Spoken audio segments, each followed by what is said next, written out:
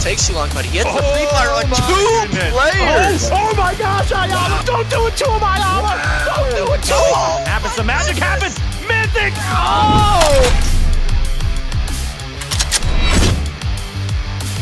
Oh, from Naden gets the first. Reload. What an opening salvo! Ooh, Oh! the beam, it's a 1v1. Say peekaboo! 1 down, 3 to go. Ooh, this is gonna be zombie boys. They need a speech. They got 1. They're looking at 2. Oh, this look good. Actually, Oh. looks real good, baby.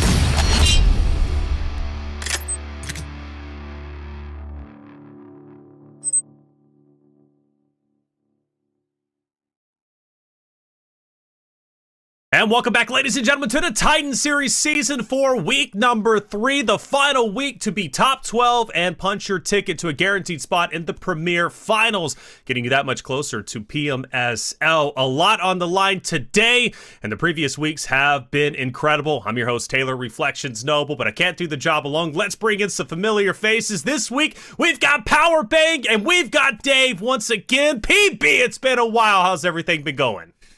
It's been going so good. Thank you guys so much for having me back on the desk. I'm excited to get into some Titan Series action. We got some standout teams so far this season, and it's the final day of qualifiers, baby. So anything can happen, and I'm hoping for some drama. That's right, brother. If there was any week to join back again, this would be the week to do so, because it's going to be a heavy one. Dave, always great to see you looking fresh, baby. How you feeling? Hey, I'm doing good, man. Happy PB's here. I'm loving the new background. I think we got a new background from last season. It's looking really good, but we should have some drama. Mazexis, SBG, we're going to see them hot dropping here today. I was promised before the game started here today, so I'm looking forward to 4 more games to qualify for the finals. Hot dropping, huh? So that's going to be the play today. I like that, right? Let's get a little bit spicy off the rip. Instead of being passive and slowing down, let's get hot and aggressive because, hey, you want to make it to the Premier Finals, you got to put it all out there. $2,000 prize pool, $1,200 for first, and then $500 and $300 respectively for second and third. So the biggest storyline, right?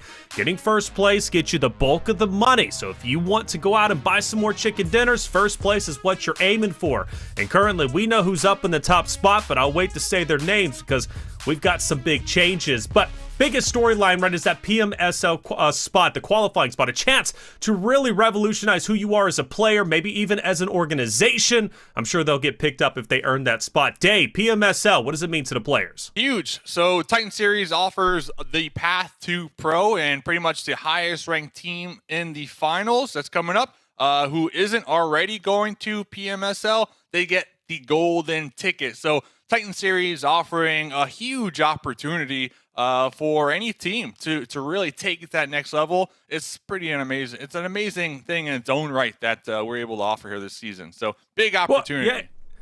It's huge, Dave, and PB for you, right? You created Titan Series, many months ago, and now you're at the point where Titan Series is the official qualifier, or at least an opportunity, right, to go to PMSL. That's a big deal, PB. I am very excited about it. As Dave mentioned, this is the path to pro, and it is already for PMSL, and we're working on some big things for 2024 as well. Can't announce anything just yet, but man, I'm really excited to see where Titan Series has come so far. And again, it's a huge testament to all the people working behind the scenes to make this league what it is. So again, thanks to everybody. I'm excited to get into it, though. I am too, man. Well, there it is. Look, it was 412 Nomads. Now it's Titan Gaming at the top, still leading the charge. And a large reason why is because of 66 points from week 1. They didn't get as many in week 2. So week 3, they're going to have to play a little bit better than last week. But Titan Gaming joins into the mix. They're the biggest EU esports org. They've got over 250,000 fans. And they said, well, let's sign the strongest roster in NA. They go 412 Nomads, now Titan Gaming. And Dave, it's going to feel good to watch them compete tonight and maybe even give some extra pep in their step. Yeah, Titan Gaming, good name, by the way. I really do like that name. So welcome to all those new fans that are going to be joining us here tonight. And really solid team. I mean, just looking at that squad, this season alone, you got Foops, I believe, at the top of the damage dealers in the lobby. Crow, Baton, both players kind of been going back and forth, working in tandem. Really showing up here in the lobby, but checking out that next page here, Reflection. Yeah. This is when the work begins here tonight in the 4 more games. That's right, Dave PB. This is a big moment now for the bottom 4 teams. Ace of Spades, Mazexis, Bope Esports, Golden Eagles. If they go bottom 4 today, and that's where they finish, they're going to have to play in Challenger Finals to find themselves in the Premier Finals. So these are the teams we're looking at to step it up today.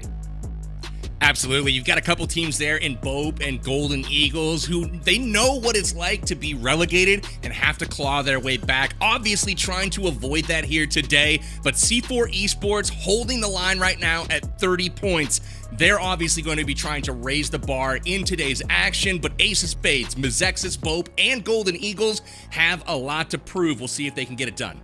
C4 Esports, the champions of Titan Series, that they always win Premier Finals, it seems, and they've done so back to back. Now they are at risk of being relegated back down to Challengers to compete in Challenger Finals. So they're going to be a team that definitely needs to step it up. We need a lot from them. And fun fact, by the way, did some math. I know that's dangerous as a caster, but I had to do it, and I made sure it was right. There's only 12 points separating number 8 to number 13. That's it, just 12 points. So that means really anybody from number 8 to number 13 are at risk of being relegated down to the Challenger Finals. So there could be a lot of moving pieces and a lot of teams that are going to be shifting about when it comes to our standings. We'll keep a watchful eye throughout our 4 games. We got Erangel, map number 1 that we'll be watching. But now let's focus our conversation about what we saw last week, because we saw some big surprises and some big step-ups. And Dave, one of the teams that impressed me the most was Extreme Slayers, who had a great game number 1 on Erangel. They win map number 1, and then they go on to get second place in Erangel map 4. They get second place on Miramar. Extreme Slayers, one of the teams I'm expecting to do well today. Yeah, hopefully they can continue on with that momentum. And you already kind of mentioned it, the goal here, top 12 to make it directly to the finals. So you'll be able to take a couple days off, chill in between. But the bottom 4, C4, that is going to be my squad that I'm going to be looking at here today with the magnifying glass, because we've seen them in the past go to Challenger Finals and then back to Premier Finals. So at this point, I feel like it's almost, it's scripted, it's part of their game plan. They just want to play some more PUBG Mobile. Look weak, come out strong where it matters most. PB, it's been a little bit, so I'm going to start off with you for our predictions. Who you going with to take Erangel map 1? All right, couple of points here, Taylor. We talked a little bit about the bottom of the tables being pretty condensed and really anybody's game. I'm noticing a lot of the chicken dinners falling in the top 6 teams, with only Super Lazy Reflex in the bottom of the tables getting a chicken dinner. One team that hasn't gotten a chicken dinner in the top of the tables is YKG. I'm looking for them to step up. I want them to establish themselves. They've been super consistent so far, but I'm looking at them to take game 1. Okay, I like it, YKG. They're looking great, especially after they added Fate as their new IGL. Honestly, they haven't looked back. 3rd place. Very strong. Dave, what about you? I'm going to start strong with a spicy pick. That's what I'm known for here. Yes, you are. Usually I get them correct, like 9 out of 10 times. So let's go with the Golden Eagles. I feel like this is their day to really show up here. They're at the very bottom. So if we're looking at a team that can definitely use a chicken right now, it has to be that team to kind of get that momentum going here with only 4 more games to go. I like it. Dave, Golden Eagles. I think this is the 1 out of 10. This is going to be the 1 out of 10. I don't. You don't believe? Pan out for you, my man. Oh no, man, 90% 13 chance. elimination It's still 10% points. chance. Golden, but they need something though, man. Don't do. jinx them like that, PB, because you do. Hey, now Powerbang, now that you No are back, jinx. but no, listen, you have the biggest jinx potential out of every caster that's ever been a part of Titan Series. Do you remember that? Oh, I remember. I've got that power embedded within my my vocal cords. It's great. I just speak a name and crumble they shall. I don't know, but Dave, he's kind of countering that, okay? He's going with Golden Eagles. He thinks the Kakaw's going to come out big. Now, granted, we don't have, week number 1, you missed it, PB, all right? We had Hot Jukes out here, and he literally had the eagle flying in the background of his green screen, okay? It was absolutely glorious. He had a sound effect with it, too. And Golden Eagles played decently well off the rip after that. But they've been non-existent since. So Golden Eagles, I like it. We'll see what they do. YKG, okay. For me, I'm going to go back to week number 1 champions, and that's Dauntless. I think Dauntless is going to come out strong here, and they need to. They're in 6th place, so they've got that wiggle room, as I mentioned. Number 8 down to number 16. Excuse me, number 13 is only like 12 points. Okay, that's not a lot. Dauntless is currently sitting in number 6th place. Now, they got 52 points. They're looking relatively healthy, but I wouldn't want to put it at risk. I want to start off game 1 strong, even if I'm not going for top 3. I might not make the money necessarily, right? I at least want to secure my spot in Premier Finals. So if I'm Dauntless, I want to start off strong. That's going to be my prediction. So Dauntless, YKG, and then the good old Golden Eagles there at the bottom. BB thinks it's 1 out of 10. I think they're going to be just fine. I have context, though. I have context. Listen, okay, both please of you guys go for it. are Hit me with the raining on my context, Dave. parade. All right, you know me. I like to chat with the players. So chatting with the Golden Eagles before today, they told me that they have a coach and they've been doing a lot of VOD review, and they're really looking to improve on those fundamentals in PUBG Mobile. So, you know, when I hear a team or when I read a team is doing these things on the off time, you got to cheer for them, you know, because they're putting in the extra legwork to really improve themselves. So I'm hoping for it, you know. I'm a fan, Dave. I'm a fan too. You know, one of the things that's hurt them though is their initials. You know, you go back to week 1, map 1, Golden Eagles, they try to hot drop Pachiki and they end up running against Butterfly Effect. Butterfly Effect gets a flawless win. Matter of fact, I think last week, and I forget what map it was, like map 3 was the first time we saw Golden Eagles win an initial. I mean, the first, and they still lost 2 players, and then they died right after because C4 pushed into them. Yeah. Okay? You remember that, Dave? Mm-hmm. Yeah, but that was the game that we started chatting about the Golden Eagles and how they're finally starting to do something, because up until that point, they were just hiding in a shack, snaking it out, and not really getting involved. So if we can kind of see that same aggressive play style, without C4 just spoiling the party, I think that's a good Golden Eagles here today. That's fair. Well, another storyline, PB, has been Ace of Spades and Dauntless. It seems like they always run into each other. They've got this thing where they fight off the initial quite a bit. Ace of Spades is a very talented roster that we didn't get a chance to mission, but I am very sure that we are going to be seeing quite a bit of them today. Well, it looks like map number 1 is ready to go. We're hopping into it, right? Week number 3, the final chance to get your points to qualify for sure for Premier Finals, or your job just got a little bit harder. You have to go to Challenger Finals to make it back into Premier. We'll see who's going to be our bottom 14th, but we start here. Map 1, Erangel. Without further ado, Power Bait. Dave, take it away. Yeah, we are in time for game number 1. Dave, I was wanting to mention there during that conversation, I noticed a lot of hot drops going on in weeks 1 and 2. A lot of teams fighting early, which seems like it might be a little bit more than past seasons. Are we going to get some of that here in this game with this Southern Plane Path? Yeah, I think so. SPG and Mazexis fighting for Yasnaya. I know this plane path is way down there, so we might not see them drop it, but I wouldn't be surprised if both teams kind of get in a vehicle and still rotate up there, just because it is that comfort pick. You know, they're used to that area, they're used to the terrain and all the buildings, and they have their routine in that area. But yeah, hot drops have been a theme here without a doubt this season in Titan Series. And honestly, we talk about hot drops and we talk about teams, and the losing team, they should just leave. They should just back out. But that hasn't been the case here, Powerbang. You know, every single time we see them clashing again and again. These teams are just stubborn, and I love to see it, though, from a viewer's perspective. 100%. I feel like from a viewer perspective, they're giving us that I guess that honor-bound fight, right, where they got to fight to the death. But you know, to compete at the highest levels, perhaps maybe a little bit more caution in some of these initial fights may serve them well. Looks like Pachinki, if we take a peek at the map, is getting potentially a bit crowded, and also over towards Farm, we've got 3 or 4 squads dropping there. And on the southern island, we've just got 2 squads with C4 and Ace of Spades, so maybe an opportunity for them to fight early, but with a northern circle, we're going to have a race to the North Pole, it looks like here, Dave.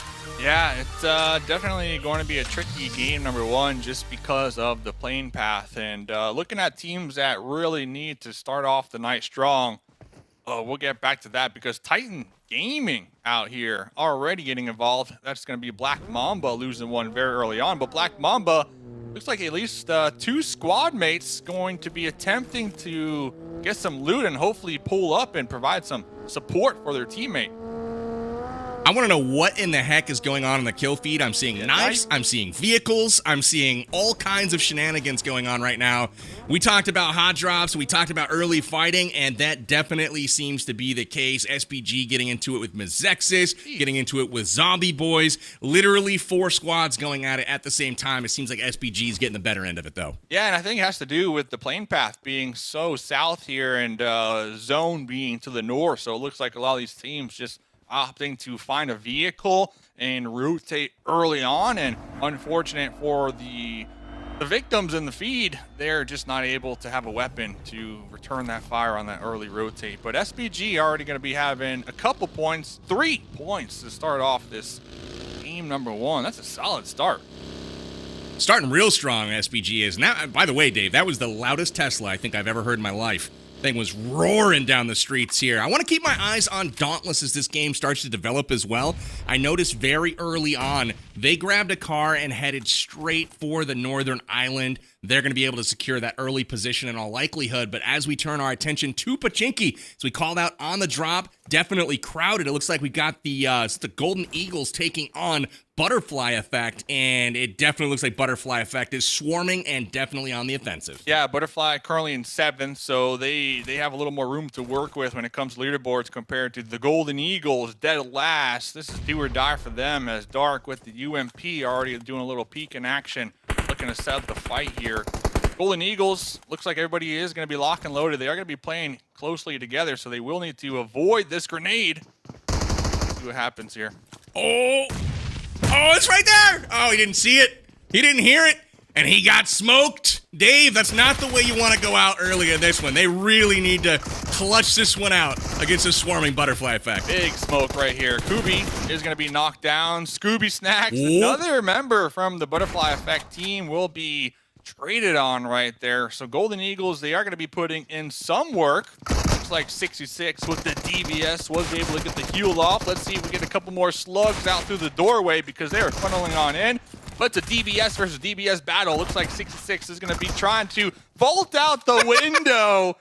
That's an oopsie right there. And the Golden Eagles, I said that they're going to get a chicken dinner at some point tonight.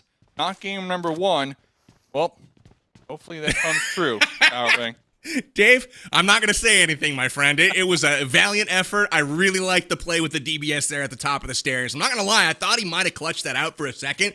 And if he did, and that big Mo was swinging back in the Golden Eagles direction, I was firmly going to be planted on that bandwagon. Heck yeah. But maybe game 2, we'll have to take another shot for the Golden Eagles. Yeah, back to the VOD review, I guess. Another thing with the VOD review, they were telling me they're trying to work on their team coordination. So always interesting to kind of really break down these fights to see what exactly went wrong. And honestly, I think it just comes down to a little bit of awareness. You know, you call it out. There was a grenade that blew up right on top of one of those members running up the stairs.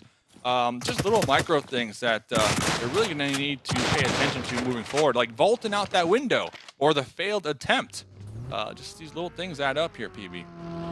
Is that a vaultable window, Dave? I don't know that so. I've ever That's what I'm saying. seen that before. I mean, yeah. Maybe he has the skinny character player model, not the Powerbang one. I don't know. We tried, man. We tried. So, also, while that was happening, I did notice passion fruits were getting involved. I believe they were taking a couple shots onto SLR. SLR being the team you highlighted in the pre-show that they're looking for that chicken here tonight. And passion fruits, unfortunate for them. I believe they are going to be down a member. But I'm excited for this team all in all because guess what? PB, we got HH24 back in the lobby on passion fruits. And this player has been in the scene for a while, took a little break, and now is returning once again. So I always love to see that. Yeah, Passion Fruit's sitting pretty good. It's 4th place overall right now in the Titan Series Season 4 qualifiers. They're definitely in position to kind of secure some additional bonus points. Remember, the top finishers getting more bonus points to take with them moving into the finals in 2 weeks from now, actually. And, you know, I feel like SLR here, as we take a peek at them, they need to have some sort of driving school. Just put on a clinic, driving over the top of each other, back. I mean, I don't know what's going on here, but SLR is just masterful with the vehicle so far. Driving, definitely a skill that any aspiring pro player needs to put on the resume when applying. But let's see what can happen here. DBS. Oh, baby. Divine is going to be catching that one. HH24 now looking to clean up, provide the support, make sure their squad mate Divine doesn't get flushed here. Has a grenade in hand. Going to be tossing Great that name. one. Man, that was a filthy shot, Dave, as he was running by. Got caught in the side with the DBS. And I will say, that has to be the worst feeling. Getting shot with a DBS when you didn't know there was a player there. You don't even have a chance to stop, regroup, and kind of fight back. You're just knocked. And unfortunately for SLR, Well, they're down a player. Looks like they're getting back into the fight. Wancho also getting up right now, and it looks like we're back to even strength. Yeah, clutch revive right there. Wancho should be able to get healed up, but the swarming right now. XZZ, Uzi in hand, looking for that pre-fire through the window, through the smoke, swap into the M4, running out of bullets. Going for that reload, but the clutch One-on-one here. right Wancho and XZZ. It all comes down to these two. Wancho reloading the DBS. XUZ with the Uzi. I do see another squad. Extreme Slayers out there, possibly looking for that third party. Both players They're pulling up in the corner, trying to get the heal right now. Looks like XUZ is going to be pulling off, but oh my goodness, not just one, but two teams rolling in the mix here, PB. I looked at the mini-map, Dave, and I was like, there seems to be a lot more dots there than just these one squads. You can see Juancho is still camped out here with the DBS, and it looks like SLR is going to take off XZZ, trying to live to fight another day. Good timing for him, because that became quite the hot compound. Looks like Black Mamba rolling by as well. Extreme Slayers trying to be aggressive, pick up those points. You can't blame them. Unfortunately for Passion Fruit and SLR, neither one able to finish the fight, but what I will say, both squads doing a great job of picking up those points instead of leaving them knocked on the ground. It really made it possible for them to bank the points versus the third party rolling up on the scene. Yeah, exactly. I mean, 3 elimination points is huge at this point in the game, especially when you have multiple teams crashing on top of you. So Wancho is going to be camping out for the time being. I don't believe the meds are looking that hot right now, as we do see them at 75%. But timing was everything right there from XZZ, really sneaking out in the buggy. But unfortunate for them, I believe they crashed into a compound. They're still alive, but they're going to be next to C4. So both of the solos are in a very dangerous predicament right now. I don't know if Juancho's been spotted out yet. He has been completely still this whole time. I don't know if he's moved. We're about to find out, though, I have a feeling. Looks like they may clear out. Juancho may live to fight another day here. We will see. He's getting awfully lucky with not only the squad he was facing in SLR, but also 2 other full squads rolling up, and he's able to sneak his way further on into this game. Wow. I mean, listen, we're in the DBS meta without a doubt. We've been here for a little bit now. Would you want to investigate and go room to room, knowing the fact that there might be somebody looking at the doorway? So I do like the call from Black Mamba to pull off of that one, because Black Mamba only are down to a duo. Well, as I said in the feed, it looks like Scooby Snacks will be trading on one of them on that rotate. But I like the call. Let's see if they can pull it out here and survive a little longer, though, Powerbang. Great shots there on the escaping Black Mamba player. Butterfly Effect seeming to have those weapons already warmed up in this one. Have amounted to 5 points so far, leading all teams right now in this first game. So this has been a pretty frenetic opening to this game one, Dave. Lots of points on the board. We're still in the second circle right now, and we already have literally 18 players cleared out of this lobby. Yeah, that's kind of been the theme here in the Titan series. Early game, a lot of action. Mid game, it slows down a little bit, and then late game, once again, right back at it, that explosive action here. And I like the pacing. The team's looking to get as many points as possible early on. But let's see, Mortal, Black Mamba, can we survive a little longer? Jen is going to be pulling up with the buggy, breaching the doorway. There's 1, there's 2, and there's 3, PB!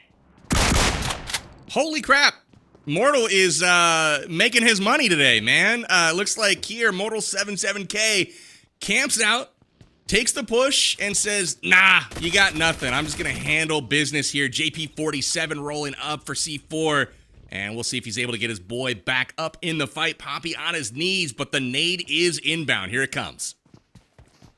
JP just trying to listen to those cues, trying to avoid the grenades. The Molotov. Mortal is going to be pre-cooking this one. JP with a nice Molotov to maybe put a halt to Mortal to allow a revive onto Pain here. But Mortal, if you already got 3 knocks, you know you're feeling this one. You know you're looking for the squad wipe here. Has the Bison in their hand. Look at Scooby Snacks coming up from the rear. Scooby Snacks is coming for that third party. Butterfly Effect is on the push right now. Mortal does not have long here to make something of this and either escape or finish the fight. I think C4 is probably in a similar mindset where they're just trying to make it a bit further, but Scooby Snacks does catch them out, and the knock is on. Third party has arrived. Yeah, third party is going to be real, especially for Immortal in the stairwell. I believe that window, one of the Butterfly Effect players actually have a sight line. Yeah, we can see right through the window illusion. So very tricky situation, but it does look like JP was flushed out. Now Payne. That'd be a solo here for C4. So 2 solos and Butterfly Effect right now in the town. Butterfly Effect has been really impressive so far. This fight, they've been incredibly aggressive. Their shots have been landing. They've snuck out a couple of opportunities right now to come up on the third party and really force the action. We'll see if that is able to be maintained. Mortal getting wiped off the map as well, and that ought to do it for Black Mamba out second right now. So 15th spot overall in game number 1. Not super helpful for him as they're one of the teams seemingly on the bubble from a points perspective. They're sitting in 9th, but really not a whole lot of cushion between that relegation spot and where they're at now. Same with C4. If C4 continue to have these lackluster performances, they could easily find themselves getting relegated here because they're only in 12th by like 2 points heading into this match above Ace of Spades. So both teams really need these points, but shout out to Butterfly Effect. They are on the ball here tonight, proactive, like you mentioned, third partying everything, and really just getting the job done. 8 elims so far for Butterfly Effect. We'll turn our action here to the replay as we watch Mortal thwart off this push by C4. In comes Jan, immediately knocked. The follow-up shot takes down 2 more players, and just like that, Mortal picking up some huge elims. Unfortunately, able to take down Payne as he does escape. That prolonged the fight and ultimately led to his demise with the approaching Butterfly Effect squad. So tough breaks there, but honestly, you gotta love picking up those couple of points before he was wiped out. Beautiful replay, too. When in doubt, DBS it out. That's what we say here in the Titan series. Forged in DBS here at PB. Yeah, we chant that when we're not on the air. Just DBS, DBS. I'm pretty sure that's how it goes behind the scenes. We take a peek though at the scoreboard on the right. Butterfly Effect 8 elims, but it's not a quiet day for the other teams as well. Numerous squads right now with multiple elims, and so that's going to be really interesting here. Zombie Boys needing to put up or shut up. Right now sitting in 8th overall. Haven't gotten on the board just yet, and looks like Aorsic, the last remaining member of the Zombie Boys, and he is not trying to go out quietly. Yeah, might as well trying to get a couple points, maybe 1 knock and a flush here just to go out and tell your teammates, hey, at least I got a 1 KD. But let's see what we can do here. Oh, nothing. The DBS flushing out the top story right there, the guard tower. Very clean right there from SBG in the north here. So going back to just the map as a whole, Rawshawk, that's where we saw a Butterfly Effect. They're going to be pretty much dead center. So we'll get back to that because they're in a beautiful position. Meanwhile, we're going to see a lot of teams in the north just trying to get a foothold right now.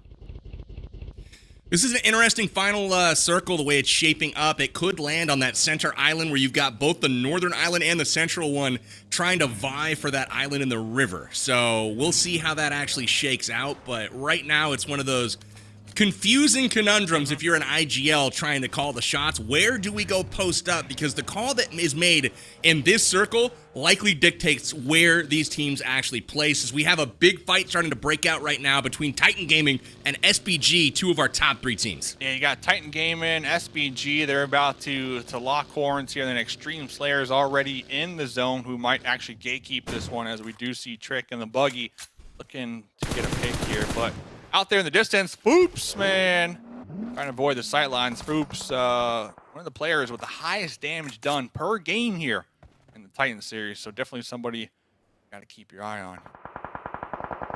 Absolutely. It looks like not the greatest spot to pick a fight here. Both teams wide out in the open, so I know that's not what they're shooting for, but they may not have a choice.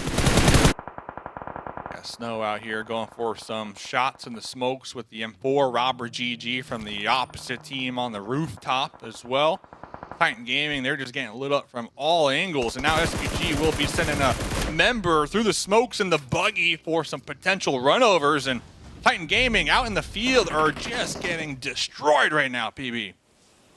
They really are. They're putting out their fair share of damage right now, leading all teams in the lobby with 1,360 damage. Not bad so far, considering the output of Butterfly Effect with those 8 elims. So Titan Gaming not going down without a fight, but SBG keeping that pressure on, and Snow gets knocked going into the shack. That'll be the end of his game 1. Beautiful skin right there, too, from Snow. Definitely did like that one. But SBG, Titan Gaming, both going to be still clashing in the blue. The next zone did pop, and it is completely opposite of where this fight is happening right now. So it is going to be a challenge. So I believe best case, just try to get a couple more elimination points and then focus on rotating forward. So Crow, Boopsman, going to be alive and active from Titan Gaming.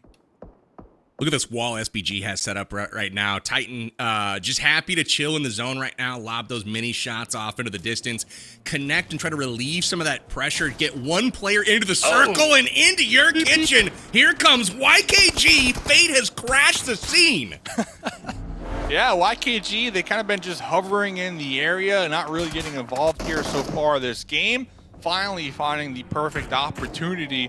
They're not going to be taking the blue zone damage, so they are going to be the gatekeepers right now between the two teams that we were just chatting about in the blue, SPG and Titan Gaming. Did you hear how efficient that was, Dave? I heard 2 shots fire out of that mini, and they're dropping people out in that blue zone. Just a moment ago, SPG was firing all kinds of shots downrange, wasn't able to connect. YKG rolls up, runs him over, whips out the mini, pop, pop. Bodies are dropping, baby. Easy. And one positive note as well, YKG looks like all their squad mates have a vehicle, and I'm pointing that out because those vehicles might come into play if we need to kind of build our own cover moving forward, because we still have a smidge of the land in the north in play, but then that river cutting right on the top end, so it'll be a challenge for YKG moving forward here. We'll keep eyes on that one. Man, all these vehicles rolling around the map just don't seem built for off-road, but damn, they look cool. Look at that. Look at that. That's what I'm talking about. I mean, it couldn't have been timed any more perfectly. We've got the 720 into the water. Gotta love it. 5 points confirmed.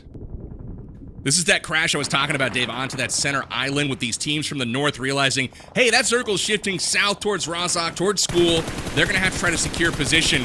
And now teams like YKG, they are in a bad way. We called out Dauntless early on in this game. They went north and secured that northern island. That gave them the prime position to be able to hold their part of the circle.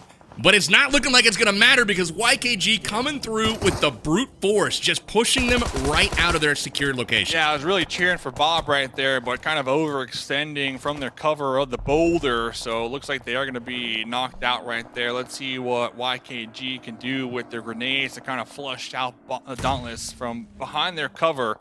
While that was happening, Titan Gaming kind of just snuck right by, didn't they, in the vehicle? So timing is everything. Let's see what YKG can do right now with these grenades. Dauntless down to just a solo. Trying to heal. Oh, windshield bounce off. Got him. Dauntless. I like that they had the upper hand, or at least I felt like they did. But like you said, YKG just rolling through here like a wrecking ball. Yeah, they came with the force, man. Klaus, the last alive, as he usually is on the team, and unfortunately, it was not like the movies, you know, where they catch the grenade and throw it back. It was more like he just kind of caught it with his mouth, and you know that was the end of it. See him next game. Talking about next game, Joey actually able to make it across the water here. Hard to see a couple players in the water trying to avoid any sight lines, but Joey isn't playing that game. Joey is going to be securing a position for their squad mates here above the bridge. Titan Gaming still have at least one alive here. Joey trying to flush him out, trying to cook these grenades to perfection. Catching one himself, but look at that from behind. Scooby Snack. Teammates get it done. Party. This is one of those spots that I've seen YKG win numerous games from. They love the under part of this bridge, and you'll see them hold this as long as they can, as long as the circle allows. They're on the very, very northern edge of it right now as it has fully shifted back to the south. That's going to favor teams like Butterfly Effect, who clearly have a ton of momentum. They are positioning to try to own this end zone, possibly take this compound. As you can see, Juancho still hanging out here, but Butterfly Effect with 10 elims, and they're one of only 2 full squads at this point still left in the game. Juancho and XZZ from SLR, both of those solos from earlier on, still alive, surprisingly enough. But this is definitely Butterfly Effect's game to win when we're talking momentum. Already 10 eliminations. going their way, and they're going to be rotating into the zone already, trying to get ahead of YKG, who are still under the bridge, surprisingly enough, trying to wait till the last moment to push on out. Wancho just smoking the windows, smoking the sight lines. Just trying to survive a little longer here. Oh, this is going to be Wancho burning on alive, actually. This is counterproductive to your survival. Still alive, safe. The distraction play, maybe.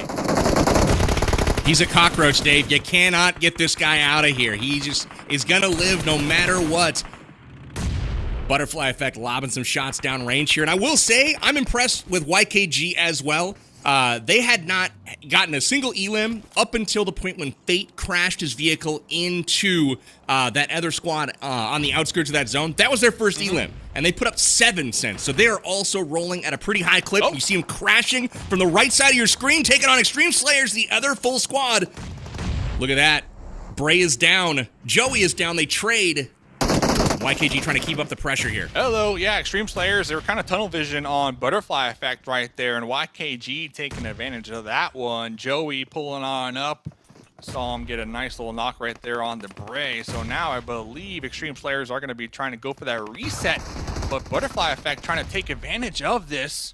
They're pushing out a little bit too, but they need to be cautious because Wancho the solo is right between them here, PB. They really were.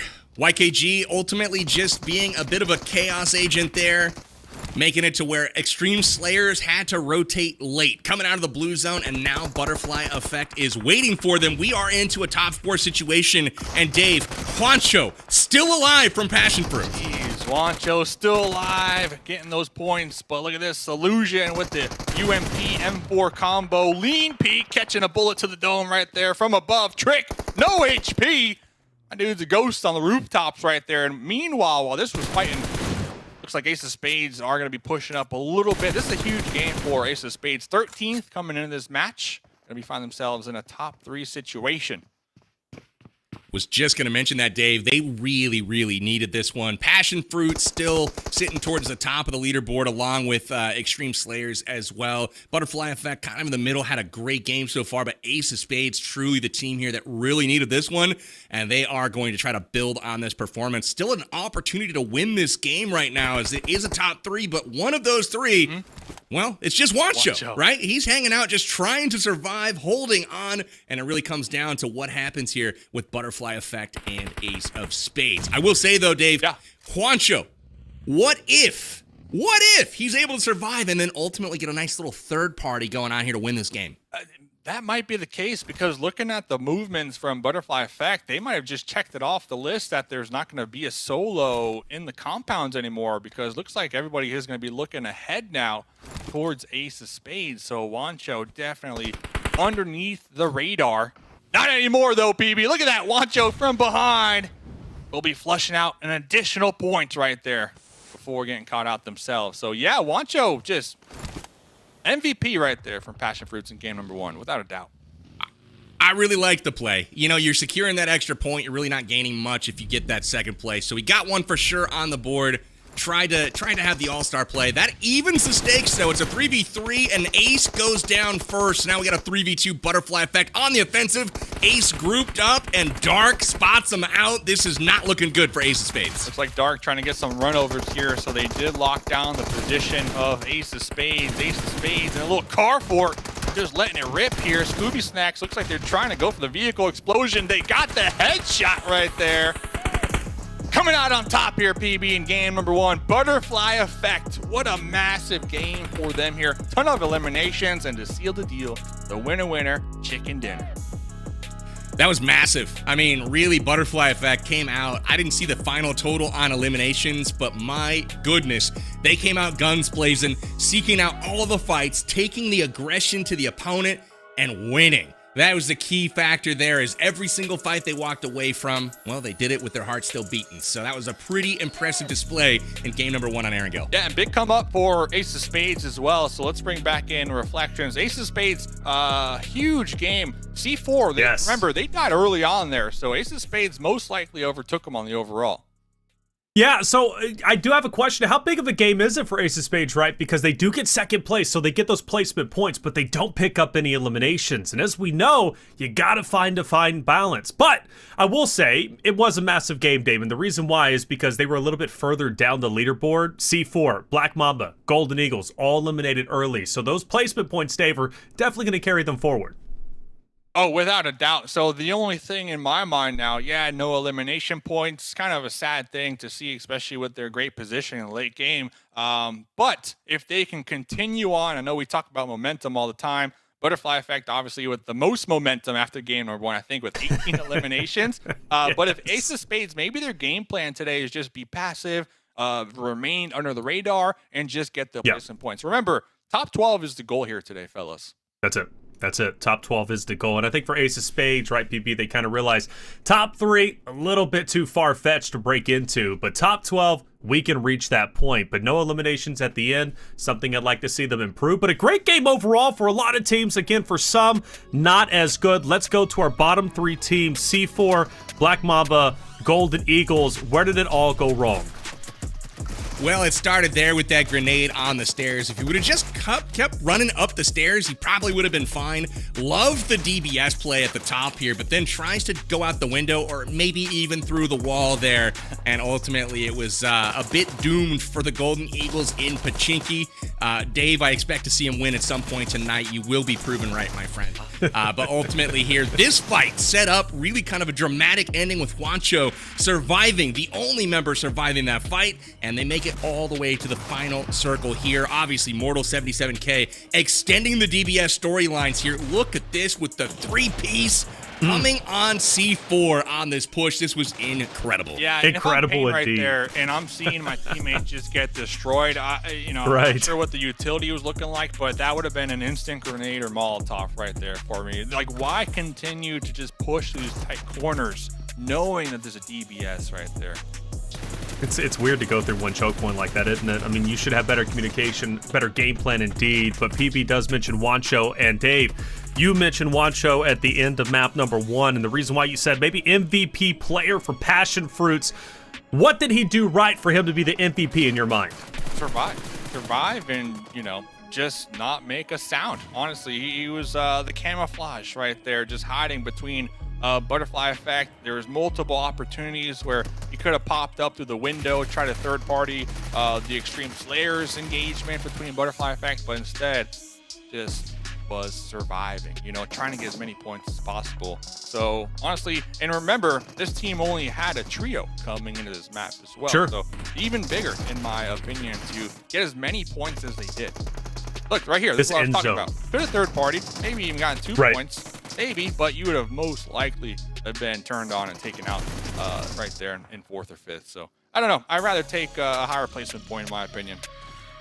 I think so. This end game was just nutty for me, and honestly, one of the most exciting ones we have seen yet. Granted, we had like 70-something nades last week in one game, so maybe we'll reach that point, break that level, but good on Butterfly Effect. 18 eliminations, PB. I mean, that is absolutely nutty. 2,600 damage dealt, and they are the winners at the end. It says 15 there, but 15 to 18, incredible job from their perspective.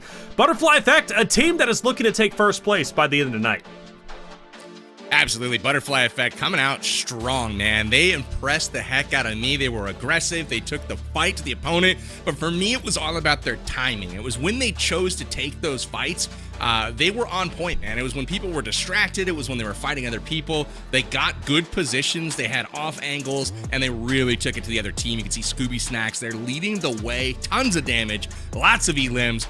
Really impressive stuff from him. And then we mentioned grenades just a moment ago. Illusion coming equipped with the utility. And it was not a thing, man. 17 grenades all by himself. Pretty impressive stuff. And then obviously, Nycrox, man, Bope was quiet last game. I'm going to put the spotlight on them. We need to see some more out of Bope in game 2. Yeah, we definitely do. 5th place, 2 eliminations, still better than a lot of other teams out there, but not good enough to maybe get up there in that top 3, which is what they're shooting for. They're in a pretty comfortable spot, I think, at the moment. But regardless, though, here's your match results, 28 points. That is huge. So it is 18 eliminations for Butterfly Effect. They get the 10 points for the winner chicken dinner. I mean, honestly, kind of towering over everybody else's total, Dave.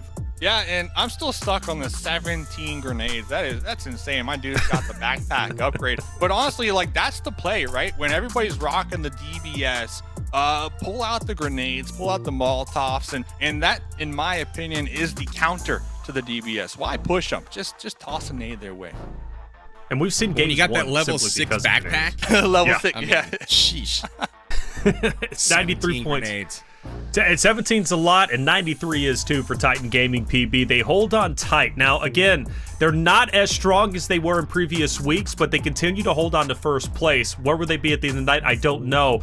8 eliminations. So they ran into some troubles with Papa Blue a little bit later on. They got gate kept, but 8 eliminations, still pretty strong. 9 through 16, though. What are we looking at? Ooh, baby, we got the cutoff. We have swap spots here. C4 and Ace of Spades have traded. Ace of Spades right now in position to move on to the final. C4 now positioned to be relegated. But we got 3 more games to settle the score, but the gap seems to be widening towards Golden Eagles and Bope towards the bottom here. Now that bar has moved up to 34 points. So excited to see what's going to happen as these games kind of close out. Miramar obviously coming up next. And one thing I wanted to point out, reflections on the leaderboard, YKG sneakily only 4 points out of first at this point, and Yep. they took out single-handedly the other 2 top teams. So number 1 and number 3, YKG handled them both, and I'm wondering if that consistency and those elims that they're starting to snack up is going to give them a little bit of momentum here in this week 3. Yeah, YKG's been a great team, and expectedly so. You know, they're always been a talking point ever since I started, or at least was introduced in Titan Series, which I believe was Season 1. It wasn't a part of Season 0, but YKG continues to prove their worth and their value, and in fact, they were so strong this week, that was your pick, PB, overall. So YKG, 80 points, definitely the favorite at the moment to pass up Titan Gaming, who's only just 5 points ahead of them, but I don't know. The waters are looking a bit murky, especially in the top 3, again, because of Butterfly Effect. I think they're going to be the standout team today. They were the standout team last week, and they continue to showcase why they're one of the best out there. But Dave, for Titan Gaming, we didn't really have a chance to kind of hone in on them. They got 8 eliminations. They got held up and kind of gate kept. Papa Blue ended up doing a lot of damage to them. Where can they improve going into game 2? Get some chicken. They got the new org buff, all right? And when you get signed, you're feeling good. You're giving each other high fives. You get the new gaming chair, so you're ready to go. So with the new org buff and the new fans coming in, I have to predict they're looking for chicken here today to show up for sure. All right, chicken is what they're missing. Chicken is what they're looking to get. All right, I just had some salmon myself, but chicken sounds even better. I just grabbed what I had in the fridge. PB, once again, let's start off with you. Who you going for your prediction, game number 2? I was going to go an entirely different direction, but I got to change my tune after seeing game 1. Butterfly Effect to me was far and away head and shoulders above everyone else, at least today in the lobby. Their decision-making, their positioning, their aggression, and their gun skill, to me, put them on top. I got to go with Butterfly Effect in game number 2, and they're going to run it back-to-back. All right, back-to-back for the final week, right, for qualifying points. Okay, I like it. Dave, are you going to be so bold? Yeah, I'm sticking with the Golden Eagles. Listen, we're do or die, all right? We're either going to the Challenger finals or we're going to make top 12 and go straight to the Premier finals. And game number 1, they looked a little scared. Might as well just stand your ground. You might as well fire off a couple bullets and not run away. So if they could do that, they can get a win. I guarantee it. All right, fair enough. We got Butterfly Effect. We're going back to Golden Eagles. 2 strong picks. Now, well, one a risky pick, in my opinion, but I want to see them do well. I really... it could Mine's be risky, right? Yeah, yours is super risky. Yeah, he's the strong pick. You're the risky one. And for me, I'm going Titan Gaming. I think Titan Gaming's going to be my team. They've got that new org buff, as you said, Dave. But I think Titan Gaming, they're a team that didn't do well last week when it came down to Miramar. They're a team that's going to do well this week. And the reason why, remember, last week, this is where we really started to see what 412 Nomads was all about. Now Titan Gaming, they dropped 14 eliminations. They were very strong. They went back-to-back just nearly after that. Titan Gaming, they're going back to their home turf, their home ground. This is going to be where they start to separate themselves from the pack because they know everybody is gunning for them and everybody wants that $1,200 because let's not forget there's a $700 difference from first to second place. That's pretty significant when you think about a $2,000 prize pool. So they've got a target on their back, but I think they're going to handle the pressure quite well. So PB Miramar, all right, any other teams outside of our predictions you feel are going to step it up or need to step it up rather? Well, we got to look at the bottom of the tables, right? Again, I kind of mentioned Bope just a moment ago. They've historically been fairly strong in Miramar, and I'm curious to see. They've been a team that likes to mix it up early and get into some of those early fights. We often see them kind of rolling around Picado and whatnot. We'll see where the drop spot is this time around this season, but I am excited to watch them as well as a few of the other teams like Golden Eagles that really need to put up right now because time is running out. Only 3 games left to prove their mettle and secure their spot into the Premier Subfinals. Map number 2, we're about to reach the halfway point. Butterfly effect, back-to-back. We'll find out. Golden Eagles from 16th, maybe on up. Well, a lot of things to break down, and we're going to be breaking it down with PB and Dave. Boys, take it away. Yes, sir. Here we go. Check this playing path, Dave. Do you like it? I like it.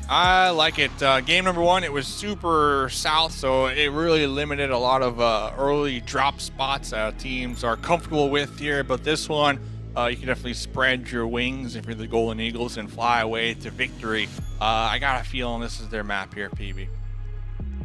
I want to see me like a Campo Militar final circle, like something real random. Maybe the 2 islands on the east side of the map there.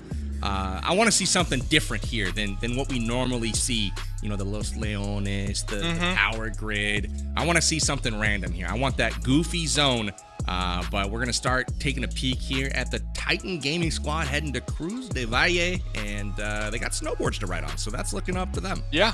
I definitely agree, though. Campo Militar all the way up there in the top right could see some love without a doubt. I mean, that would be pretty exciting. And even Prison just going completely opposite, you know, just spice it up here.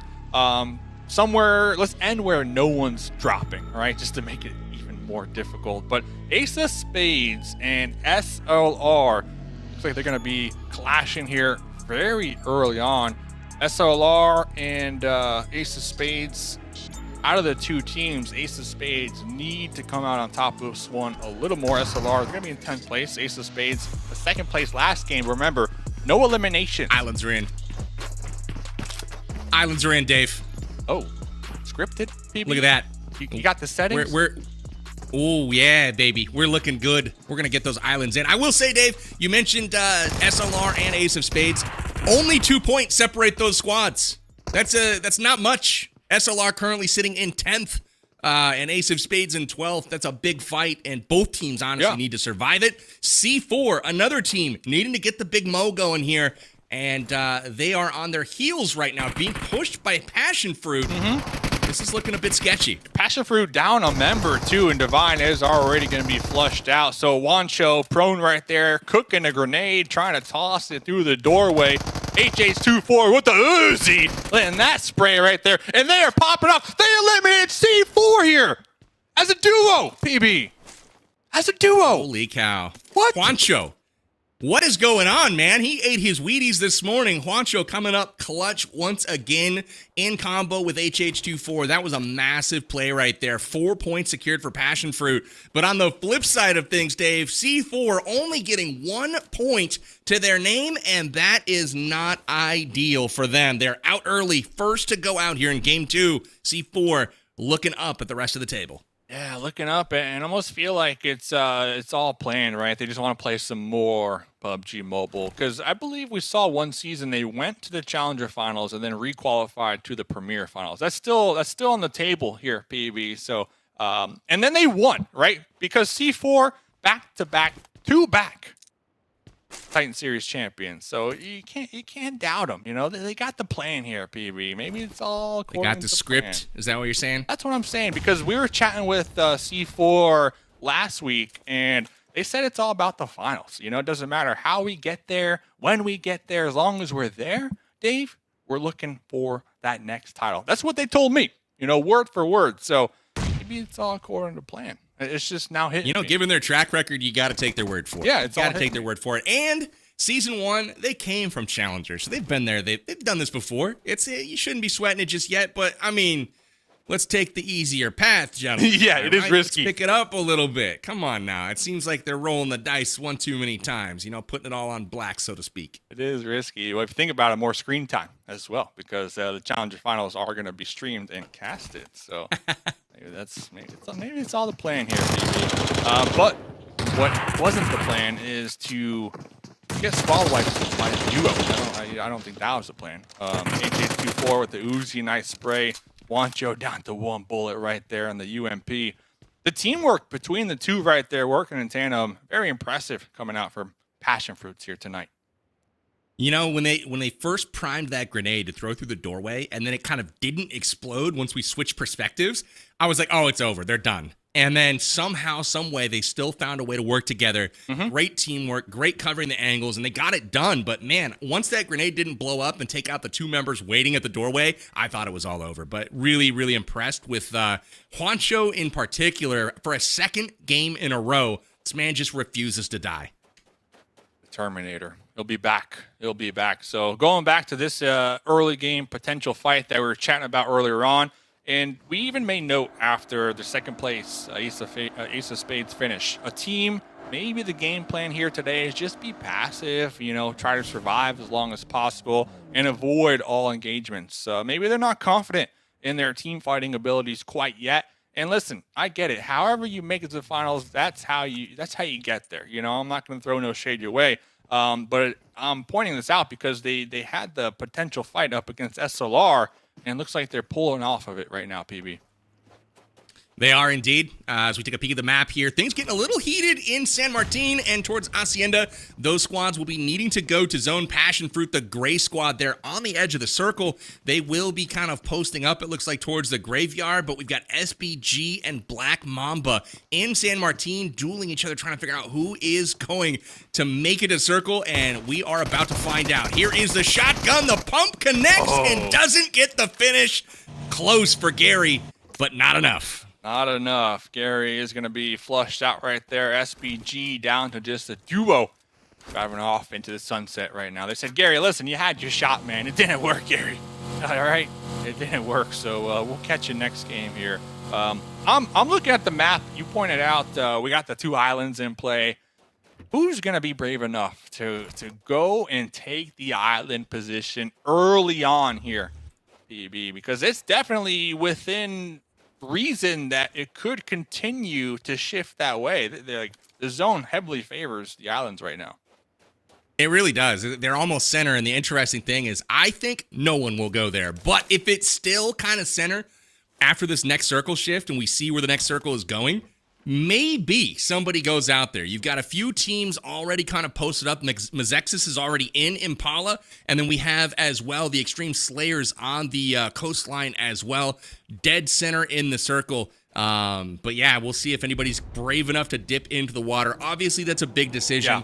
Maybe you roll the dice if you're kind of towards the top of the tables, but I think if you're one of the lower teams that need the points, you're not playing for placement. You got to stay on the mainland and try to get those elims. Sticking it out. And talking about teams on the great rotation right now, YKG, Dauntless, Zombie Boys, Black Mamba. I'm just naming squads who are not in the zone currently and are in vehicles looking to breach into the circle. Meanwhile, teams that are centered up, Mazexis, Extreme Slayers, and Bobe. So Bobe 15th right now, and Mazexis 14th. So both those squads, really solid position here in game number 2. My only fear is, will they turtle up and go for those placement points, or will they try to be proactive and get some elimination points to go with it here? It's about to get hot, Dave. You can see Dauntless on the tail of YKG. YKG is about to run into Passion Fruit, Black Mamba, everything that was just coming out of San Martin. They're all converging on the same location here. Bob's going to stop and scout ahead as he seems to sense the same exact thing. See some cars going up, but now it's a little bit of gatekeeping action. YKG stopping at the edge of zone, seemingly aware that there are some squads behind them, and Passion Fruit here just really kicking butt on the driving. Yeah, kicking butt. Going back to what we were chatting about in game number 1, driving school license required here. Competitive PUBG Mobile. Black Mamba, looks like they got the whole squad. They're going to be rolling up right behind Passion Fruits. Passion Fruits down to just a duo. We saw them early on. team to wipe out C4, so they're definitely a threat to be reckoned with here, even though they are down to just 2. But going back to YKG real quick, I know we really want them to see a winner chicken dinner. Second place, though, I think it's a testament because this season here, PB, Fate taking over the IGL role from Joey, pretty much allowing Joey to be free and clear to go for those aggressive plays here this season around. And this squad has 61 eliminations so far. So huge shout out to YKG for trying something new, and it's working here. Really is. It's a great point, too. You know, I've always watched Joey as a fan and thought, man, given his playstyle, I'm actually surprised that he is also the IGL in seasons past, right? He's got that aggressive playstyle, and it's almost hard to believe that he can do both effectively. So now maybe that he's freed up, you might see the squad actually perform a bit better. Fate caught out here, unable to connect, and gets him on the second spray down there. Bob connects with the headshot and now is on the push. They're all fighting the blue zone here, and it's going to be up to the teammates. You can see deleted user rolling up on the scene, and nades are in, connects with Fate just a bit, but Bob's got the clock ticking against him here. Yeah, the spidey sense is going off right there. It looks like they pulled off the revive. Bob in the front lines, 50% HP, 3 more grenades to go. Deleted user trying to rotate and get the off angle and flush out Bob, but Bob is not going out without a fight right there. Bob with another knock on YKG. These nades are crazy. Accurate over the ridgeline every time. Bob just coming out with some ridiculous pinpoint accuracy here. Now he's zoomed in on deleted user up the hill on the other side. Joey trying to make his escape as well. Ooh, smart. That car's about to get taken out. Yeah, very smart. Bob doing Bob things. This is why we love Bob here in the Titan series with the Mini 14, trying to get the splash damage from the vehicle explosion here. Mango with the headshot right there on deleted user. Mini 14, take that. So it's kind of all falling apart right now for YKG. Dauntless are going to be taking them out. Most likely here. Joey, I believe, the last one alive now from YKG. But going back to the MVP, game number 1, or at least when we talk about the Snake MVP, Wancho. Once again, another game. Going to be forced to kind of play that role here. Absolutely. YKG down to 1. It's just Joey. We were just talking about him. He'll have an opportunity here to try to get himself into late game. Maybe pick up an extra frag or 2. We will see. But Joey down to his lonesome, just like Juancho. Juancho running back some memories from game 1. We're doing the same thing here in game 2 as we take a peek at the replay. And here are the shots from Bob. Connecting with Fate, misses the first one. Here's the first miss, and then immediately zooms back in, connects with the headshot as he's cresting the ridge, and then the grenades here. Clips him with the first one. He's down, and now it is time to put up or shut up. The squad roll it in from YKG, but Bob doesn't care. Gets it done, picks off the finish, and now we take our attention to Excuse and Extreme Slayers about to clash. Yeah, that's Bob for you. So it looks like Excuse are going to be a little north, somewhat separated now. Way trying to find a compound to call home for their squad mates, but Titan Gaming, they're going to be right behind the trio from Excuse. So Excuse are kind of getting separated right here. I don't believe they're aware Trick's position as well. So Excuse 11th right now on the overall leaderboard. So right there on the cusp of not qualifying. It's very tight down there on the leaderboard. So I hope they'd be able to survive a little longer. It looks like they did avoid the sight lines and the potential fight from Titan Gaming, and they're going to be continuing to send it in zone and look for a spot here, PB. Oh, that was huge. Can he get him before he crests? He does get him. Trick putting up the point here, but he has given himself away, and there are 3 squads kind of surrounding him. We'll see if they prioritize zone or go back to get the point. I'm looking at zone, man. It's about to pop here any second. Those islands, are they going to be in play? No, they're not. Looks like the circle is going to be favoring Titan Gaming, dead center. And you got to feel for Excuse because they were also in the area and opted to send it down south. And now they're going to be making that quick U-turn, trying to pick up that position they just let go before it gets backfilled. But PB, the south, look at all the teams in the south. It is going to be a clown fiesta. It's going to be madness. There's so many teams down there that need to rotate. Yeah, there's 11 teams working through essentially the same location, so this is about to get crazy. I would say Extreme Slayers are in a good spot because they have position in the circle and they're gatekeeping, but they are basically trying to hold back the ocean right now, and they are the dam. I don't know if they're going to be able to do it. Trick under fire. Hayuya able to take down Nate. Mazexis now getting picked apart. Mazexis, another one of those teams. They need to make something out of this game. They need those points. Only one on the board right now, and they're down to just 2 players. Yeah, Bray, the eagle in the sky right now for Extreme Slayers. Nice little anchor position for the squad mates to really try to third party and pick apart any eliminations they can. Looks like Quan Valak, the last to alive for Mazexis. Ooh, but from behind, Valak's position was compromised. Instantly thirsted from downtown. And there goes Mazexis, man. One of those teams that are technically not qualified yet for the finals. Still going to be having a rough go of things here. Only 1 point this game. That's a tough one for sure. They are still, looks like about 7 points out of that 12th spot coming into this game. They only put up 1.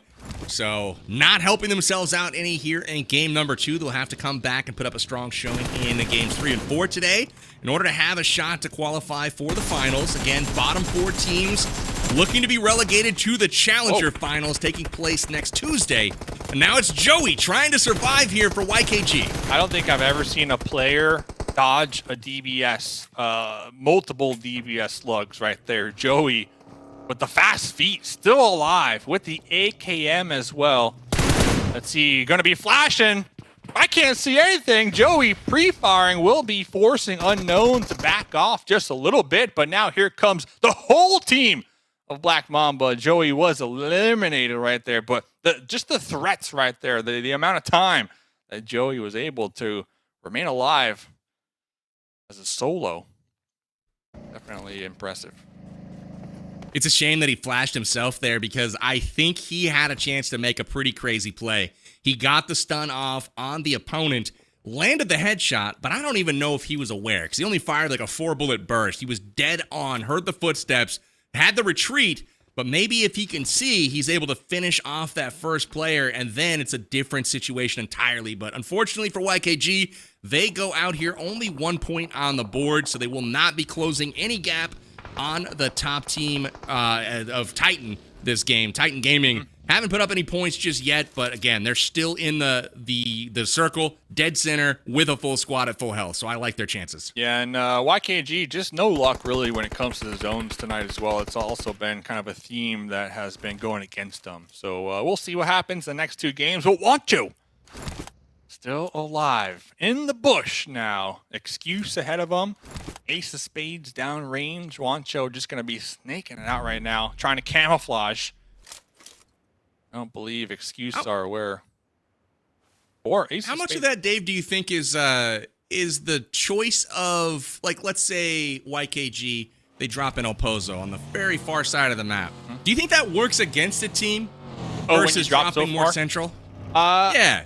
It's definitely a risk, you know, but when we think about drop spots, I have to assume they're dropping over there because the more center drop spots are already going to be claimed, right? And when it comes to like flushing out another team that might have claimed like Picado or San Martin and only having a trio, the odds are immediately stacked against you. So yeah, it's kind of against them, but then if the zones did shift out there to the west, then it would have been in their favor. So it's definitely a gamble here, PB. Another insane nade just over the ridge. Yokai connects with Chronix, and now he's on the push. I don't know if he's aware that he's about to run into a buzzsaw here from Excuse. Doesn't matter, though. The monster truck is backing him up.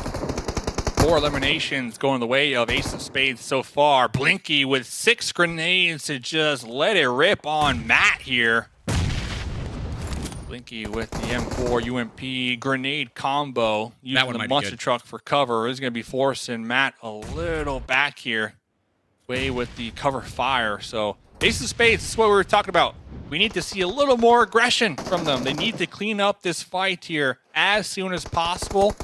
Take up the position of Excuse.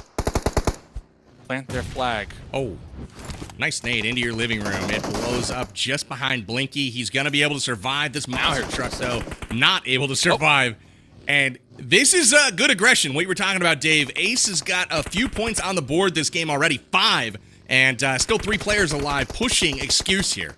See, we got a player in the front lines in the buggy, going to be feeding a point their way, but Blinky trying to close the gap right now. Will be connecting on to Matt with the help of Kid. Now we just got one more player from Excuse to flush out. Take the spot to call our own. So Ace of Spades, all right, getting involved here in game number 2, feeling a lot more confident. And talking about confidence, Robert GG with a solid grenade on Butterfly Effect. That shack right there. That was a nice little thread the needle shot there through the window. Takes out Butterfly Effect. They will not go back-to-back. Only 1 elim for them here as they finish 9th in game number 2. I will say this replay here on the push, we've got an interesting spot here with Black Mamba going up against Bope. You can see Hyro pushing through, not able to make it, and then the follow-up there, Nitro, oh my goodness, just like that, Bope goes out, and that is also not what they were hoping for. They needed to get those points, and Bope only able to make it to number 12. No elims for them, so they will also be firmly in that bottom 4. Yeah, it's going to be tough going into the last half of today, especially for these teams that desperately need these points. Meanwhile, other squads are just starting to take off here. Golden Eagles! Still alive here, PB, you know, still alive. So progress has been made because they've been getting taken out really early on here throughout the Titan series, down to just a duo, but still alive, nowhere near zone. But they might be able to backstab Ace of Spades because they're going to be right behind them on the high ground. SBG in zone, Titan Gaming in zone, and Extreme Slayer still in zone. So 3 teams currently occupying the new circle. They're going to try to gatekeep everybody. Black Mamba, Zombie Boys, SLR from finding a spot to call home. Extreme Slayer's looking really good this map so far. How Yuya split wide for them, it's crucial that he stays up on that flank. Otherwise, they're going to all be consolidated. A lot of sight lines onto them as they sit on the edge of this circle. But again, looking really strong so far as Extreme Slayers. Golden Eagles, no elims just yet. I will say that the elims across the lobby, pretty well distributed. Only 3 teams not able to pick one up. That was Excuse and Bope also, who have already been sent packing. It looks like the Golden Eagles still have a chance to maybe get one here as they're down to just 1 member remaining. Yeah, and Ace of Spades with 7 so far. Really big come up for them, especially after their 2nd place finish last game. They're making sure that they're going to qualify, right, for the finals. So shout out to them. Let's see what they can continue to do. Hoop span from above with the mini. The laser, the 8 times, zooming on in right there. Be able to take out Snow as well in the shack. So Hoopsman putting in the work. But Bray with some grenades. Let's see, big fight right here. Ace of Spades looking to continue that momentum. Already a couple eliminations. Now they're trying to breach into the zone. Looks like they sent 2 along the shorelines, but left Blinky in the back lines to provide the cover fire. I feel bad for poor Aorsic. Every time we put it on his POV, he's hunched down in some location with like 19 people shooting at him, and he's just meting furiously. So, again, similar situation for him here. Zombie Boys clinging to life right now. 3 players left alive. They are a bit beat up, but they are trying to push towards the back half of this lobby. Ooh, here comes Trick. Nice little M4 spray right there. Zombie Boys, like you said, everybody looking at them. Extreme Slayers from down below and Black Mamba from above. So they have a couple hay bales to work with, a burnt out UAS to work with, but this is not in the zone. They will have to cross the street here. And I'm still going back to that play. Leaving Blinky in the back lines to kind of soak up the damage from Extreme Slayers to allow their 2 teammates to rotate on the shoreline was a huge play for Ace of Spades, because we see the next zone did pop, and, well, they're sitting pretty right there. Meanwhile, everybody else trying to fight tooth and nail across this road. Yeah, Ace of Spades really got zone blessed here with it going down south of the, I guess, east of the road. Only a couple teams down there right now, and one of them is SBG, who is shorthanded and not looking to fight. We can see Zombie Boys getting cleared out from up top. They are gone at number 6. See ya. Zombie Boys gone, and Black Mamba still living to tell the tale. They are putting pressure onto Ace of Spades, though, onto Blinky. who is trying desperately to get to circle. Black Mamba from above the high ground, but not in the zone, so they're going to be sending it, pushing a little closer. Same could be said with Extreme Slayers. Bray catching some bullets right there from Snow. So they're going to be able to flush him out, leaving Robert GG behind the boulder with sight lines on the duo of Ace. But Black Mamba still with the entirety of the squad alive here. It could be real dangerous for all these other players in the lobby here, PB. And the high ground, too. Extreme Slayers making a push for the top of these leaderboards, man. If they have a strong day, they're still in contention here. But again, super proud of Ace of Spades. They needed this one starting off the day in the bottom 4. They had to have a strong showing. You saw it in game number 1. High placement, no elims. They have really turned the tables this time. They have 9 elims so far and still are alive here in the top 4. Yeah, wow. Extreme Slayers, they're just getting battered from both sides right there, but kind of catching a break because the duo from Titan Gaming is going to be taking some shots at Ace of Spades, who are getting within grenade range to flush out Extreme Slayers. So everybody now just hugging the edge of the zone, trying to find any cover and allow their opponents to just use all the utility here. You can hear those mollies just breaking the glass right around that shack, and I will say, ooh, they did find... Oh, bingo. Look at the molly. That was a beautiful one. Extreme Slayers, I was just about to comment, that shack is everything to them right now. And, well, it was everything, but they are also out of here in 4th place. Very good showing from them, though. 10 elims this time around. Titan Gaming up above. They were really the thorn in the side of Black Mamba and Extreme Slayers, but let's see Ace of Spades with the solo down here.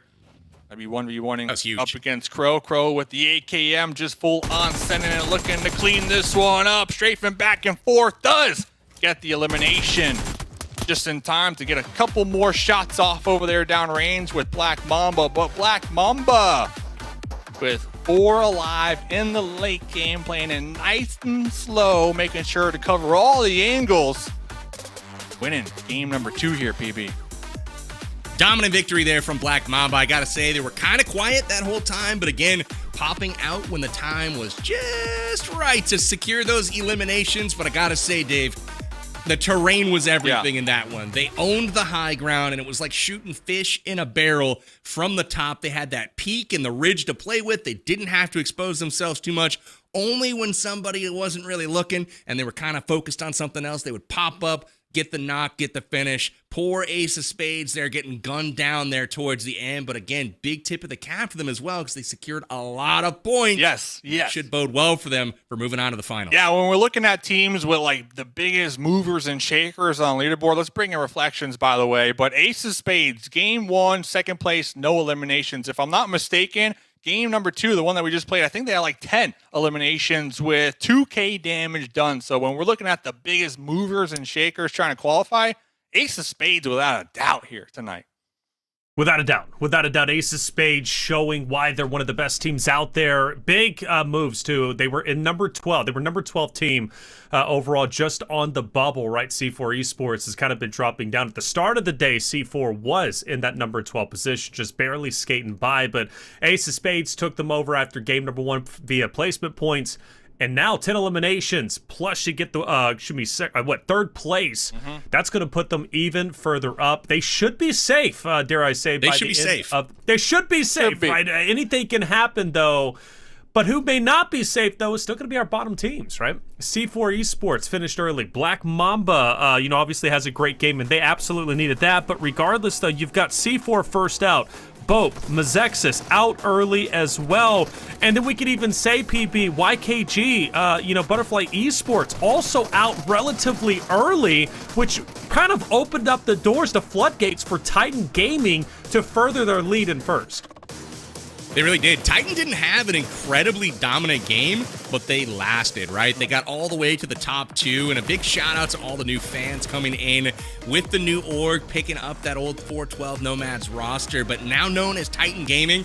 They have come to play today. Again, consistency is the key in this. You see teams like Titan Gaming finishing towards the top every time, like YKG. Those are your top 2 teams so far. And again, it has been really, really nice to see them show up game in and game out.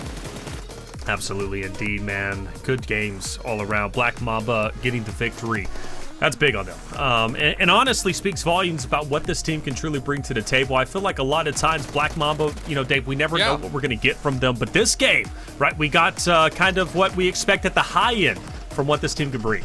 Yeah, definitely one of the teams, that mid-pack team, kind of always kind of coasting underneath the radar. Hey, whatever works for you. But then when they have the opportunity to really explode, they take full advantage of it. So Black Mamba, massive game for them. What would we say? 10 elimination points, I believe, coming into this game. They had around like 19 or 20. So definitely making a huge come up when it comes to just individual skills as players, but also as a squad, just demonstrating like, hey, when we got the zone, when we got positioning, we're going to get the win here from above. So look at this damage.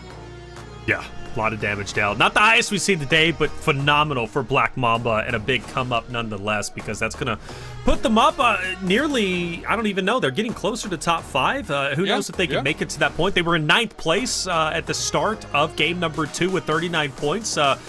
About 30 or so points to get to, you know, top 3. But with, like I said, YKG dropping early, you also had... Butterfly Effect also dropping early. If they don't have a strong 2 games, who knows? They can move up there. It's saying a lot, though. Extreme Slayers, a big talking point, though, PB, throughout game number 2. They've been very consistent throughout Season 4, and one of the biggest developmental teams, at least as Hot Jukes like to say, in week number 1. Looks like they are showing out in spades in game 2. Spades. I love the call out there. It was good stuff from Reflections. I will say, though, I agree with Hot Jukes entirely. Extreme Slayers has been a team I've had my eye on now for 3 or 4 seasons. They've worked their way up. They're showing that they belong in this region, and they are crushing it. As we take a peek here to the match results, Black Mamba coming in with 11 elims in this one. Really strong showing from them. Again, owning the high ground, but up 21 in their favor. They needed it. But again, the call-outs for me are towards the bottom of this match. You know, Mezexis, C4, Bope, Excuse, all of those teams really needing the points and only coming through with 1 or even no points. And that's going to hurt, as we obviously will see how that shakes out in the overall standings in a moment. Yeah, we look at the overall standings, and I want to focus my attention, at least from 1 through 8, but that next page is going to be interesting specifically for Excuses viewpoint that PB just said. Titan Gaming, though, like we said, Dave, once Butterfly Effect and YKG dropped off, it was kind of free open season. They now lead by 16. Yeah, these top teams, big chillin', honestly, and that's starting to concern me when it comes to these bottom teams, because these bottom teams, they're going to be sweating bullets. You know, they need every single point, and when the top teams are safe to go to that next round, they can risk a lot more. So, Hot Jukes, listen, I need the Eagle, man. We got Hot Jukes and Enigma coming up next. If there's ever going to be a buff, all right, the Eagles need it now, man. I think they had like 1 point that last game. I just want to see a win from the Eagles. Like, is that too much to ask for here, fellas? Just 1 win. It might be. I'm going to be...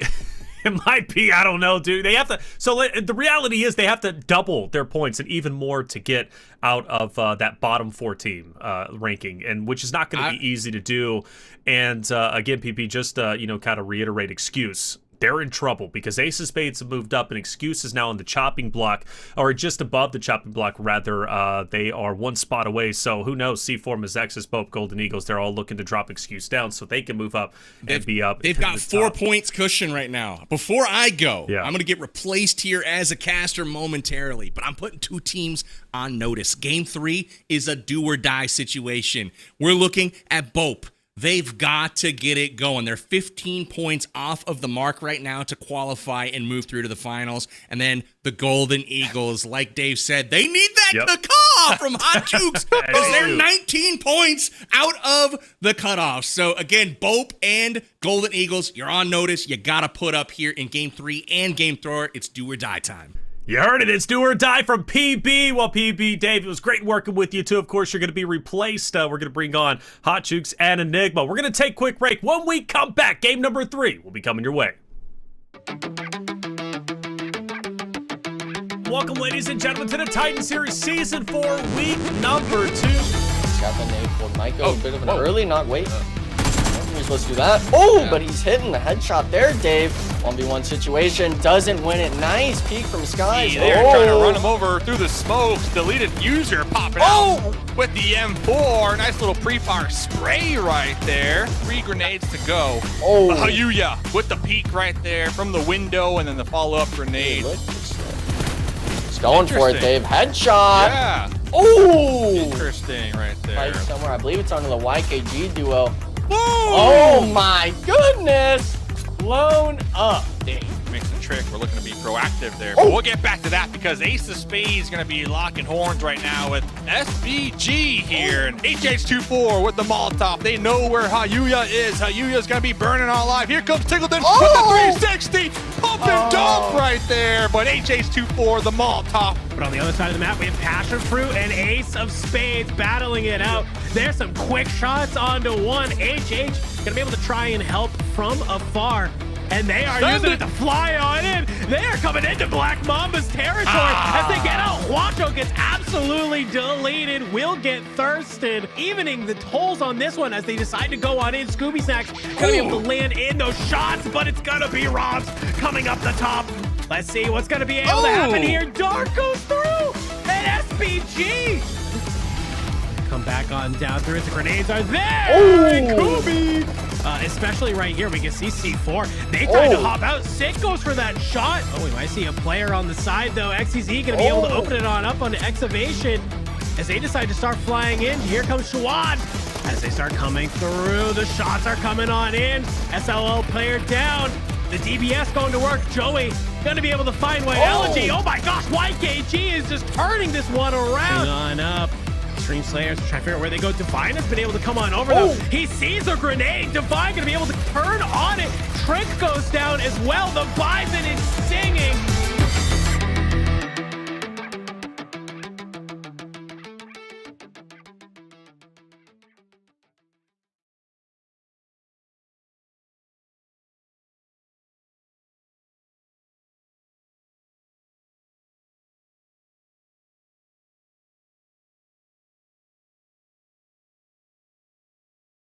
PUBG Mobile Thanksgiving Throwdown presented by Samsung Galaxy. This holiday season, PUBG Mobile and Samsung Galaxy are giving community members like you the chance to embrace the Thanksgiving spirit, Giving thanks and giving back by competing to win massive prizes that you can give to someone special that you're thankful for in your life.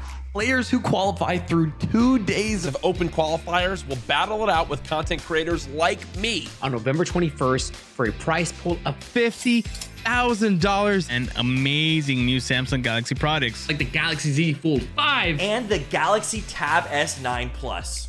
Every single player in this competition, including myself, won't be competing for just themselves though. We'll all be competing to win and provide a wonderful gift for those in our lives that we are deeply thankful for. I'm going to be competing for my friend Piper. I'm going to be competing for Nessa, my life partner. I'm going to be competing for my wife. I'll be competing for my little brother Nicholas. He was my original duo partner back in the day when I first started playing PUBG Mobile, and we've spent many nights staying up getting chicken dinners. If there's someone important in your life that you think deserves something special this year, then register now to compete and let PUBG Mobile and Samsung Galaxy help you make it a reality. Registration for the November 18th and 19th Open Qualifiers is already open, so register now at amg.gg/Thanksgiving Throwdown. See you on the battleground. See you on the battlegrounds. See you on the battleground. I'll see you on the battleground. See you on the battleground. See you on the battleground.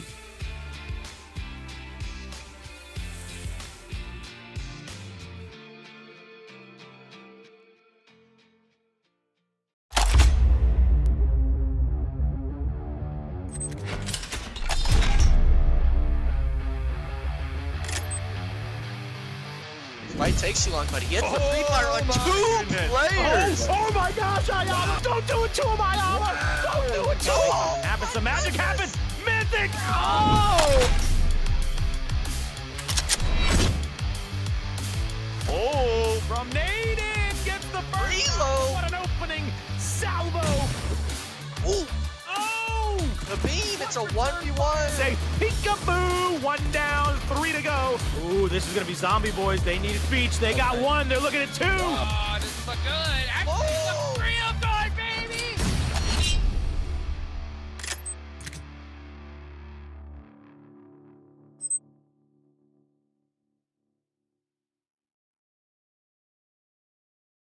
And welcome back, ladies and gentlemen, to Titan Series Season 4, week number 3, the final week to get those points to enter yourself into Premier Finals, or you're dropping down the Challenger Finals, someplace you don't want to be, but swear, some teams, at least 4 of them, are going to be going. I'm your host, Taylor Reflections Noble. Let's bring in our 2 fresh casters today. We've got Hot Jukes and we've got Enigma back in the mix. Hot Jukes, I missed you last week, buddy. How's everything going? Oh, I was doing good, baby. I was ready to go. You know, that PMGC sleep schedule got me going. You know what I'm saying? But you know what? I'm not hosted right now, so I'm up and ready to go. How about you? I'm feeling great, man. It's always good to be here for another Titan series. And Enigma, always great to see your shining face, baby. You got a new fresh background too? What, green screen? I think this is the first week, right? The first week for it. I mean, we got the lighting for it. Hopefully, you know, it doesn't give out or something like that. But, you know, we got to be improving in some way. The casting itself is obviously as good as the people I work with. So you two, you know, you just make it easy for me. Love that. Hey, all right, Enigma, you're going to kill it today, Hot Jukes, as well. Let's take a look at our overall standings because things are starting to get a bit spicy when it comes down to our bottom 4 teams. But at least for the number 1 team, well, they're taking a bit of a lead here, right, Hot Jukes? 16 points. Titan Gaming off of the game number 2 because Butterfly Effect, YKG dropped early. Titan Gaming took an even bigger lead. Let's go, baby. I wanted them to keep the same energy, right, as they head over to the finals, okay? Because I'm tired of pouring water on top of my head. You know what I'm saying? So you did that to yourself. I mean, I did. Well, I did, and I may. I think I may make the bet again because C4's throwing right now, man. I don't see how they can do good in the finals. That's it. I know. Take a look at page 9 or second page 9 through 16. Just real briefly, game 3 is getting loaded in. Golden Eagles, Bope, Mazexis, C4. They are on the chopping block, bottom 4 teams. C4 though has been here before. They're doing it again to themselves. They love going down to challengers. Why? I don't know. There's a strategy clearly because they are the kings of Titan series. Although you can't tell at the moment that they're in 13th. Excuse Super Lazy Reflex on the chopping block 2. We'll see if they can hold on tight. They're going to need to. Enigma, Super Lazy Reflex going into game number 3. You backed them up before. It seems to do the trick. They seem to win after you go for them. Your prediction, are you going with them again? Well, let me pull out the, you know, the Wizard Enigma. I got the little genie box, the PUBG crate, so to speak. Rubik's Cube? What was that? No, that? it's the PUBG crate. Look at it. Hey, that's cool. Okay. So, you know, like, I'm rubbing it. I'm feeling it. I'm thinking of which team it's telling me to choose. And I'm going with the org buffer, going with Titan Gaming. Oh, Titan Gaming. I tried earlier. It didn't work. We'll see if it goes well with you. Hot Jukes, real quick. Who you going with? The Golden Eagles, baby. Come on. Let's go. It's your time to shine. Let's do it. Last place. There's no better time. There's no better time for them to fly into victory. That's it. Fly into victory. Fly high, Golden Eagles. We'll see if they can do it. As far as I go, C4 break out of the top 13. Let's kill the suspense and be where you need to be because we know you're one of the best teams out there. Game number 3. I can't wait to get it started. We're going into Sandhawk. Without further ado, Hot Jukes Enigma, take it away. Sandhawk. Let's go, baby. Let's head on over into the jungle. Enigma, are you ready? In the jungle. I mean, I'm kind of ready. I'm not sure if these players are because, I mean, this is the 3rd week, okay? We've seen these people play on, you know, the last 2 weeks of Sandhawk. It's been kind of hit or miss a lot of the time. I think it's more so just the map. But today, I mean, if you're at the bottom leaderboard, you're needing to move up because after this, it's only 1 Erangel left, and then you're either making on that Premier Finals or you're relegated down and having to claw yourself back up. So Hot Jukes, I mean, if you're looking at some of these teams, I know, you know, we're talking about Titan Gaming with the org buff and stuff like that, but C4, I mean, are we going to see you pour water on your head again, Jukes, or are you not going to make a claim like that? You know, I can't, you know, this is what they say there, you know, fool me once, shame on me. Oh. Right? Yeah. Fool me twice, you know, shame on you, or I can't get fooled again. You know, that's what I'm saying. You know, and the thing is that when it comes to C4, this is their trend, right? Their trend is to throw here during the qualifying stage, and then just all of a sudden just go straight up Super Saiyan on the entire lobby's cheeks, you know, and just destroy everybody. It's ridiculous. So, this is, I think, a part of their plan at this point. What can I say? It's the game plan. It's the game plan. Well, you know, the game plan's always nice, but I mean, I always got to question it as a player that's competed and stuff like that before. And seeing teams, you know, that do well in finals, but maybe just kind of chunder it. I don't think there's any real word for it other than that. But C4, you know, performing kind of poorly with the, you know, two-week gap between this and finals play. I'm almost kind of scared for these players. Maybe they're able to. Oh, wait a second. Juke's zone shift is looking mighty fine. Looking mighty fine for Dauntless. I'll tell you that right now. Dauntless and Mizexus looking to put some more points on the board. This is their zone to do it. That's for sure. Everybody else needs to get moving. I want to see what Extreme Slayers does from that ruin position. I want to see them get up into that bridge, kind of gatekeep it a little bit, and put themselves in a good spot. But I want to see them do it quickly. That's something I really want to see here in Titan Series. I want to see these teams get up, get looted, and get to stepping, baby. Because I know that as we get further and further ahead, that timing just gets smaller and smaller. And Super Lazy Reflex, the team that you seem to really be liking here. How you feeling about them so far? Well, unfortunately, today hasn't been that much of a hot streak from them. They're kind of slowly dwindling down on the points. I believe they're 11th right now overall. So just on that cusp of having to go down into that challengers, you know, I guess contender almost sort of final play for them to see if they're able to come back into Premier. But I got to ask, you know, we talked about timing just now, and I really want to get your input on it. I've been watching the PMGC matches and stuff like that. You've had the pleasure, of course, with working on that broadcast. How do you feel those teams are compared to the NA talent here tonight? Because I feel the timing itself is monumental in some situations, and those international teams, I think they understand that perfectly. Oh, 100%. Yeah, you know what? Here at this stage, Louis, let me see if I can find a good way to put it, okay?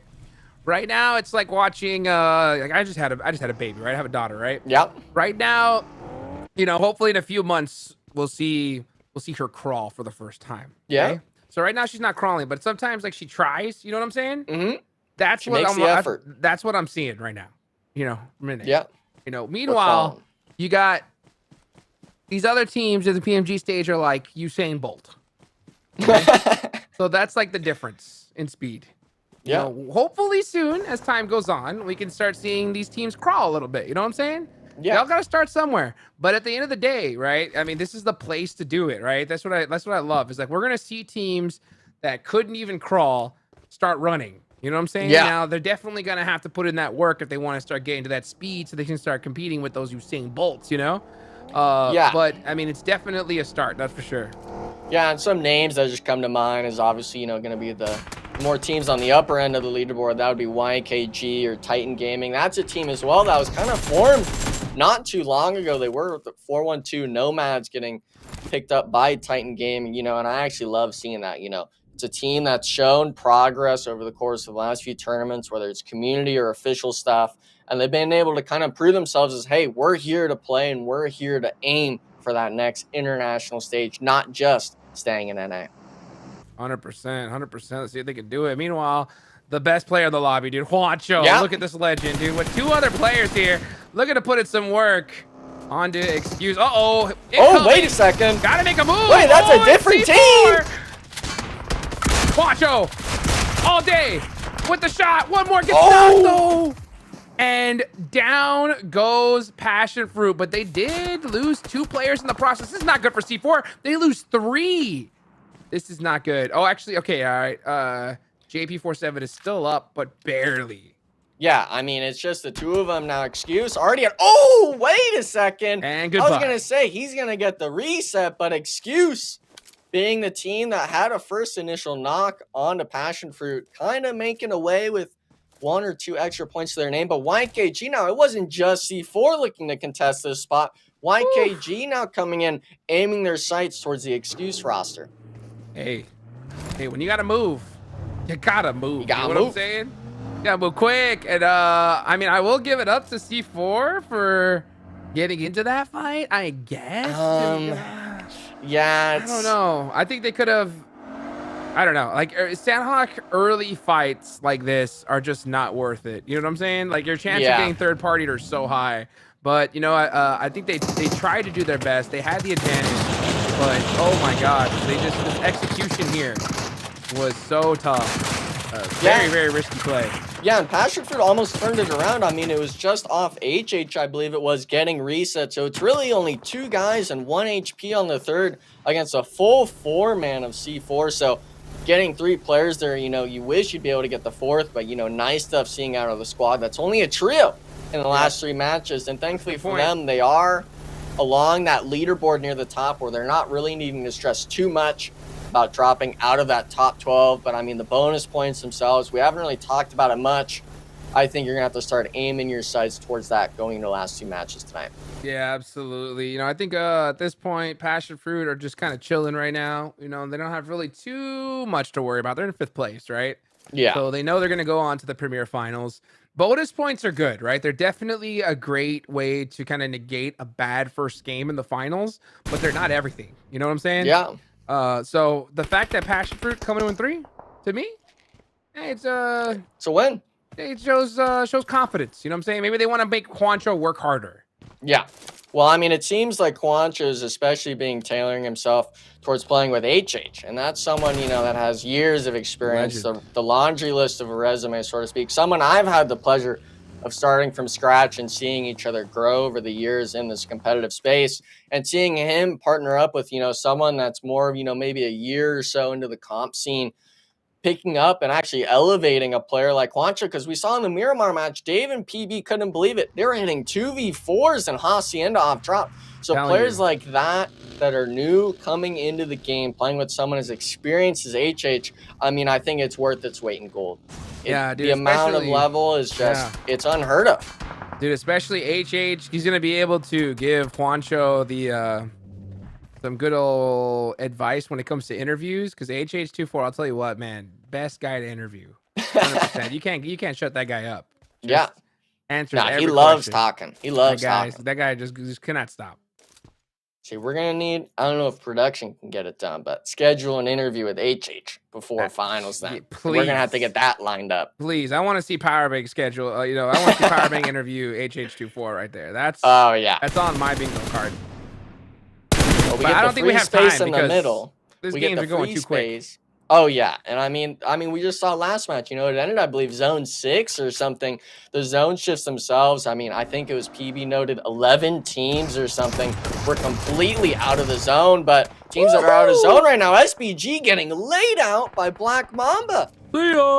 Dang. Okay, a very, very bold push, especially in this position right here, because SBG, this is on that north east side of the map over by Tatlock. So they're really trying to press this issue. I'm surprised. I think they should be focusing on getting to that bridge a little sooner rather than later. But maybe they're looking to kind of get some points on the board. Black Mamba's in big trouble, though. They're in stage 2. They can eat up a little bit of this blue zone. But, man, they don't have any vehicles, nothing. They're just going to have to kind of smoke their way in. And this is Sandhawk. Not a lot of smokes here. Yeah, I mean, the smoke game is one thing, but also, I mean, the zone shifts right now, they're not going to be waiting for you to make moves. If I was Black Mamba, wait a second, I was going to say maybe they kind of eat some more blue zone, go towards the south, towards Paradise, but taking shots on SBG, picking one off. Zombie Boys, unfortunately, now coming in for the third party. 100%. Here they go. Black Mamba on the move with that buggy. Trying to find a rotation on over. Let's see where they're going to head towards. Ugh. Now maybe they try to hit that bridge, but they're probably assuming it's already taken. So I think it's a big loss for both of these teams. Meanwhile, Butterfly Effect trying to get into it here. Let's see how they just take this fight with Titan. They're literally the Titans of the lobby. This is on brand right here. Titan Gaming, Titan Series. These guys got it going on. Yeah, and Foobs, I mean, this is one of the newer players they picked up. Absolutely been dragging the lobby, and it shows here. I mean, 2 out of the 3 team eliminations, unfortunately getting caught out. It looks, I believe, Golden Eagles with a little bit of a third-party jukes. But it looks like Butterfly Effect. I'm not sure what happened with the rest of the squad, but unfortunately having to back up off the fight here. Okay, Golden Eagles swooping on in. Look at them go. Look at that. Whipping out their claws. They get one and get shot. Yeah, chill out. Put the claws away. Put the claws away, baby. Just kind of relax a little bit. You guys are in last place.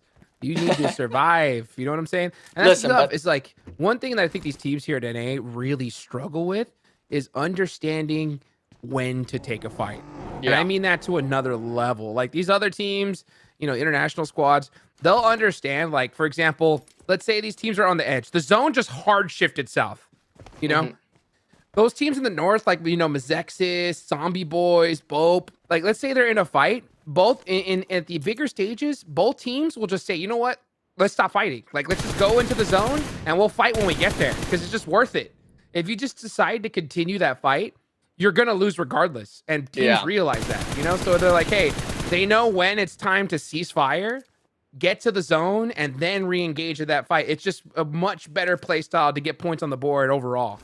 Yeah, and I think one thing that's scary too is even if you're on the edge, if you're in the center of zone and you know a team is split and you get a knock onto one of them, I mean, most international teams I feel would go at least for that elimination thirst. Unfortunately, I'm not sure what's going on here, but Ember Boy unfortunately missing the shots onto, I believe, a Mazexis player. We're going to switch our sights over to Super Lazy Reflex, the squad that I've been eyeing the entire week now up against Extreme Slayers in the compound. Yeah, what is that, 4v1? This is not looking good. Oh, he does get one with a... Oh, if he hits this, this will be huge. Can he hit the shot, though? He's going to have to do it quick. He might have the angle. Peek. Oh! 1v3. Oh, he gets shot. No heals. Oh, he has one first aid. Just the 1v1 is how you're going to go for the nade. He's gone. He knows it. Oh! He has to jump out. Oh, so close. I mean, it was a good effort. That was really good. Oh, here comes YKG. Oh, no. Ayuya, ay. Did he get in time? Nope. Goodbye. Yeah, they hear the med too, and I mean, it's just only a matter of time. Fate sees the knock players. Now, I'd like to see him try to go for the thirst for an extra elim point, but looks like they're just going to take out Ayuya. Unfortunately, Extreme Slayers, only 3 eliminations to their name, going out in 13th place. And I'm looking at the side here, Titan Series Battle Tracker, and a lot of these teams that took these early game engagements really suffering loss, which I think is more so just both teams getting eliminated. It's not more one-sided. It's almost both teams getting eliminated from all these third parties on the map. Oof, that's what happens. That's what I'm saying is, like, especially in Sandhawk, like stage 3, stage 4 fights, you almost want to avoid at all costs. Just because the map is so small. If you take a fight, you have to really understand that this fight has to finish instantly. Like, less than 30 seconds. Yeah. After that, you're going to get third partied, like almost 100% of the time. So yeah, and I remember back in ESLs, our strategy in finals play was we used to land next to the SSG roster. So that was back when Juicy and Beach Banana and Angry and all those namesake players played. And we kind of made that agreement. I was telling H mid-match, we need to just play behind them, let them rotate, because we know that's a team that is willing. Oh, man. The zone shift. Jukes all the way to the west. And Dauntless kind of really looking up at the sky, saying, thank you, PUBG Mobile God. I mean, this is where it's at right here. Honestly, Dauntless should have had these hills like covered from the get-go here. And you could just see them spreading out through that. They're going to have that high ground. This is their zone, right? Like, if any Sandhawk, they land on this side of the map just praying for this circle. So my eyes are definitely on Dauntless here to not just try and get a high placement, obviously, but they need to try to do that with a ton of eliminations as well. Yeah, and the scary thing is just since they're on that cliffside up above, there's not much room with the mountain being in play. It's going to be roughly 5 or 6 teams, I think, on this eastern north side of the map having to fight for what's really going to be maybe just 1 or 2 sniper towers or a rock that, I mean, while you're making it in, going to have to deal with the threat of Dauntless shooting from up above you. So I'm interested to see how many of these teams are actually able to make the rotation into this next circle. Ooh, yeah, I mean, Dauntless is sitting in 8th place right now with a good game here. They might even be able to jump themselves up to close to 6. We'll see how they do on the points there. But meanwhile, Black Mamba throws that nade right down the gullet of Extreme Slayers. Misses it, gets naded himself. It is not looking good. Yeah, an excuse. I mean, they have an idea. He's there now. Unfortunately, seems like kind of just ISO'd out on the Black Mamba player. And he gone. I mean, I think Matt's got him. Yeah, it's only a matter of time. Bye-bye. Right in the back. Ugh, that's got to sting. Isn't that the worst? Right? Yeah. As a player, when you're just like, oh, I got angles. Let's see what I can do with it. Just, right in the back. Well, he was in the honey hole spot, but unfortunately, I'm seeing on the map, the rest of his team is nowhere near him. Now, it looks like I believe this is Mazexis here trying to actually take a piece of the pie on the mountain play against the Dauntless squad. And actually, Titan as well being caught out on the hillside. So this might turn into a 3-4-way team fight almost. I heard pie. I got excited. Meanwhile, you can see Dauntless trying to get some Shots down onto Mazexis. Mango's trying to see if he can take out this remaining player here by the rock wall. They do end up soaking up that point. Does he see him? Oh, he has that 3 peek. It's so close, but yeah, not able to get that viz. So instead, like this is one of those plays I was talking about. Why fight the team below you? You know what I'm saying? You should just be kind of chilling with them, just saying, hey, have a little temporary agreement. Hey, you guys, let's just take out everything in sight, and then we'll fight later. You know what I'm saying? Yeah, and I mean, we can see Klaus here as well. He actually got the knock, I believe, onto Nate. So it's just the 2 remaining Mazexis players. You know they're kind of farther back around the cliff, but I think Dauntless now is starting to try to make the move. Unfortunately, Mango doesn't have a frag grenade or anything, but trying to at least finish this fight because the zone shift happens. It goes kind of centered up. Not sure how much of the mountain's going to be in play. And with Titan on the eastern side as well, I'm not sure if Dauntless is really wanting to play so close to the edge here. Yeah, at a certain point, like it's plays like this where I see teams like Dauntless are deciding, hey, you know what? Okay, we're going to probably... Well, actually, Klaus is still in here and Azul. So they do have a little bit of an angle. So I guess they're going to commit to this. So they might be able to have some time. I would have liked them to commit to this rotation a little bit quicker, though. But they should be able to make it on the high ground. It's a very risky play because if that zone goes anywhere off of them, if they don't have a vehicle, they're done for. Yeah. And I mean, the mountain itself, it's unforgiving in most situations in my eyes. But Mazexis, though, you talked about Klaus and Azul holding that innermost spot. Mazexis now being the team that was trying to go for resets, now having to kind of just run in at 1 HP, I think, into zone. And a lot of these teams now, thankfully... Oh, wait! I was going to say, thankfully, Excuse has a buggy, but if you get naded out of it, it's not really going to be doing too much for you. Now it's going to be YKG against Bope. There you go, Joey. Got that nade, locked and loaded. Gonna go ahead and throw it. Ooh, it looks pretty good. A little off the mark there. Meanwhile, Black Mamba is eliminated in 7th place. 6 teams remaining. Let's see what Bope could do as they're trying to put that pressure onto YKG. Another crazy ship. Wow. These zones are just ping-ponging all over the place. And I think Klaus might barely be in it here. So very fortunate zone shift here for Dauntless. Yeah, but I'm seeing the same teams in these circles, even when it's a hard shift. Miramar was not one that was forgiving either, but Titan being a team that's still in the lobby. This is a big game for Bope, though, as they did get an opening knock onto a YKG member. I believe they got a second as well. Down to maybe just have an excavation here in the shack, and Titan now wanting a piece of the action. Man, Titan is just 10 points already. Goodness gracious. And Dauntless with 8. Titan Gaming are going to run away with this stage here, with how they've been performing here, especially here in Sandhawk. Now, they are going to lose a player there, but I think they the damage is done. The work is done, right? They have definitely done enough in this game. Yeah, and I mean, if you're the team up on the mountain, Dauntless, seeing all this fighting, you kind of know that, hey, we're just going to keep waiting and let all the carnage happen. Oh, he did not get that elimination point, Jukes. It went to actually the blue zone there. Papa Blue's dangerous. I'll tell you that. This is stage 6. Papa Blue punishes. How did he survive that? What the? Oh, goodness gracious. Eating some nades, but he cannot eat yet that AK right there. Bope on top. Meanwhile, top 2. Here we go. It's Bope versus Dauntless.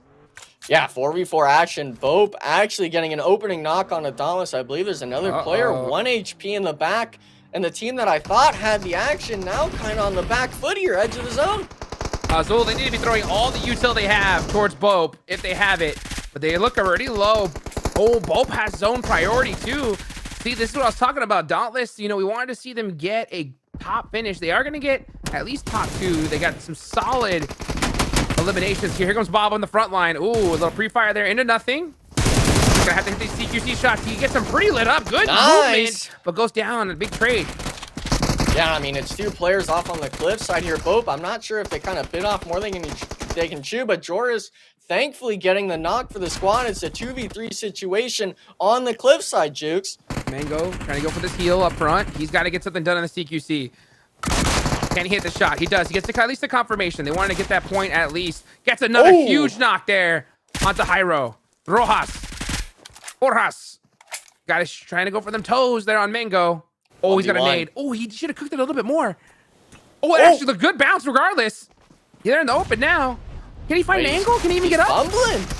He can't do it. He can't do it. He's going to go out the blue zone. Oh, good. Wait, did he hit? I think he got it. Oh, my gosh. Winner, chicken dinner, Bope Esports off the back foot, baby. That's how you finish a game. Yeah, and I mean, they had the opening knock, thankfully, for that squad, that they were able to get that sort of off angle. But at the end there, I mean, Jigs, he was kind of messing up the footing on the cliff or something because he was not moving pretty there. Thankfully, though, he was able to clutch it up for his squad. That was disgusting right there. That's one of those plays that, if you're Dauntless, you're looking back at it. You know what I'm saying? That's one where, like, the IGL is just looking and saying, hey, I want to see everybody's VODs, and we got to figure out how that happened. And you know what? Yeah. And if you have any questions at all, you call Taylor Reflections, bro. Let's bring him back and say, hey, dude, what do we do wrong? How do we fix this? Well, first off, Bope Esports, big game from them. Why did they need that? Well, they were in 15th place, man. Yes. I mean, they weren't looking too hot whatsoever. C4 hasn't been looking good. Mazexis has had a tough day. Now, granted, both of them get points. More points, at least in this game, than they've got all of this week anyways. Golden Eagles, still on the back foot. But regardless for Bope, that might be the game to break them out of the bottom four. But also to knock Excuse or to potentially knock Ace of Spades down there to take their spot. So big game from Bope. You got to be feeling good for them. That final game or that final zone was absolutely insane. But let's start here. Passion Fruit. Okay, you had C4. You had a glob of players competing. What ended up happening in this opening moment? They threw. What can I say? You know what I'm saying? I mean, it's if they would have came in with 4, I think they would have had that there. I think C4 just got a little bit too overzealous and just straight up sent it. And I'm surprised that they would go for a play like that, especially where they're at on the leaderboards right now. You would think so, but I'm getting. Do you think the risk versus reward was worth it, Enigma? You being a competitor. I mean, I see the play action. I know they're a team that likes taking those early engagements, but you got to kind of read the room. YKG's on the west side. These teams didn't really trade too much. And obviously, with the vague kill feed info, you don't know that it's Passion Fruit as a trio on that south side. So the full set in my eyes is a little bit too risky.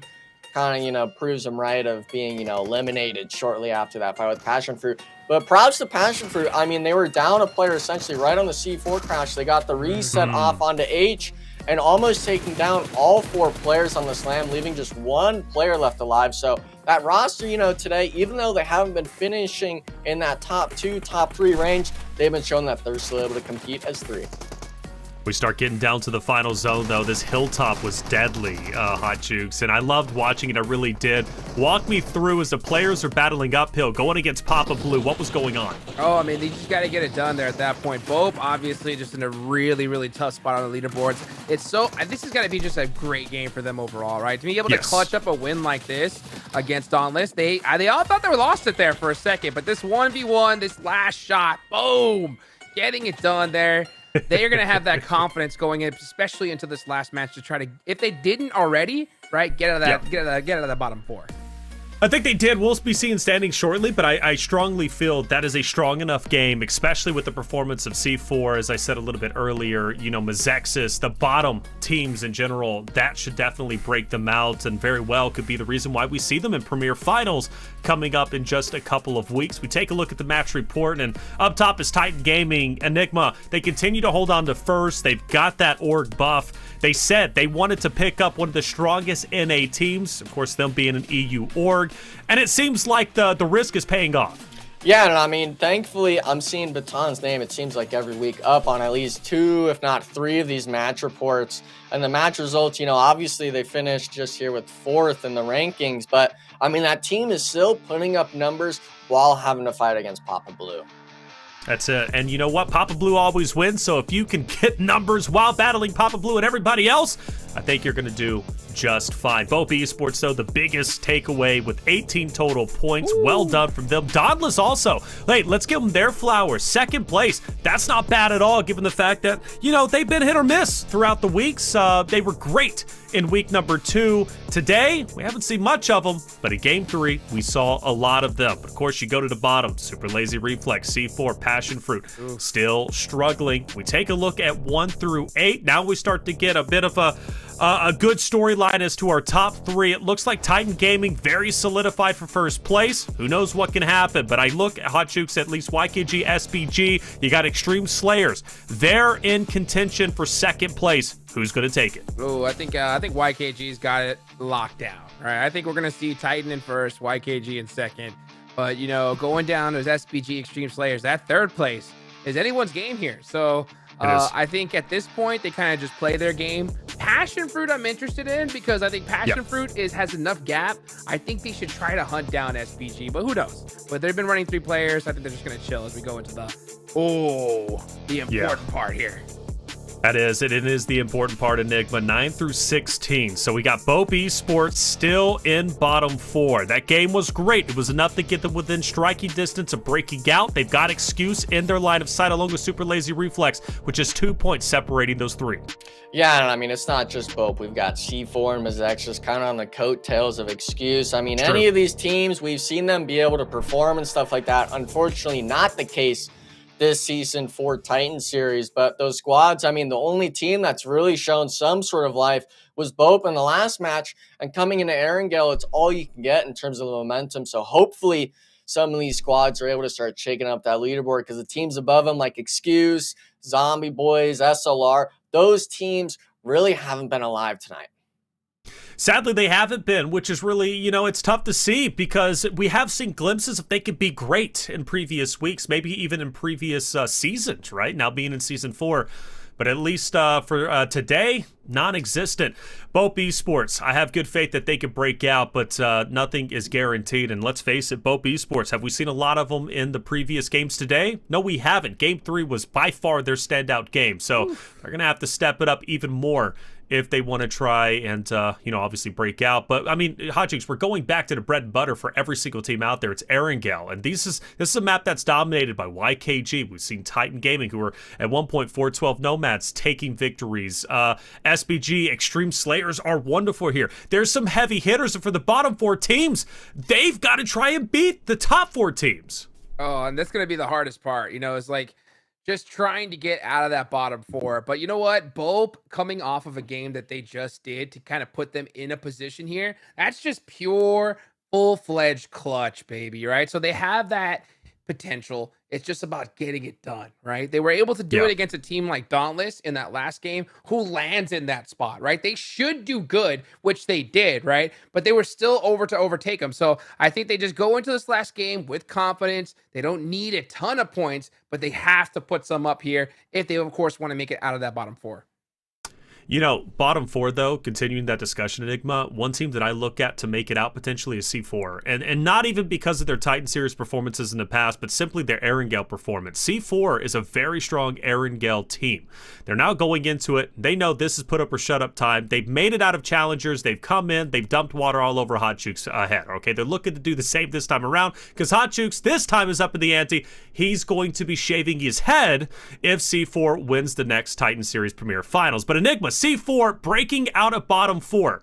Possibility? Yes. What do you think? I mean, I'm saying yes, just because they've won back-to-back and stuff like that, but their track record in qualification stuff isn't really favoring that guess. So I'm going to say yes. Coming to the last match, the Erangel stats don't lie. Someone that believes in the numbers, not what the little, PUBG crates tell me, because the last guess wasn't right, of course. But I'm interested to see, of course, what this next Erangel match has in store for him. That's it. All right. Well, Erangel, map number 4. It comes down to that, right? I mean, at least for our regular season, we have our finals next. So who's going to be the top 4? Who's going to be making the money? Top 3? Who's going to be the bottom 4? We're going to find out all our answers when we come back after the break.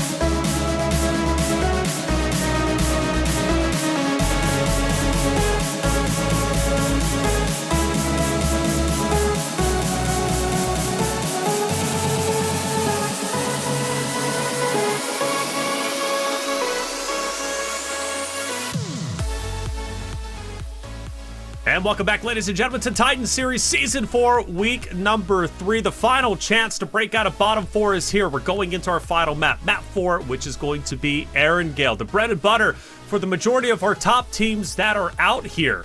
It's going to be a tough one. I'm Taylor Reflections Noble, joined by the wonderful faces of Hot Jukes and Enigma, and I've been reading chat pretty much all day long. Titan Gaming, an org that has 250,000 fans. Well, it seems like all of them showed up today, Jukes, because they're out there and they're loud.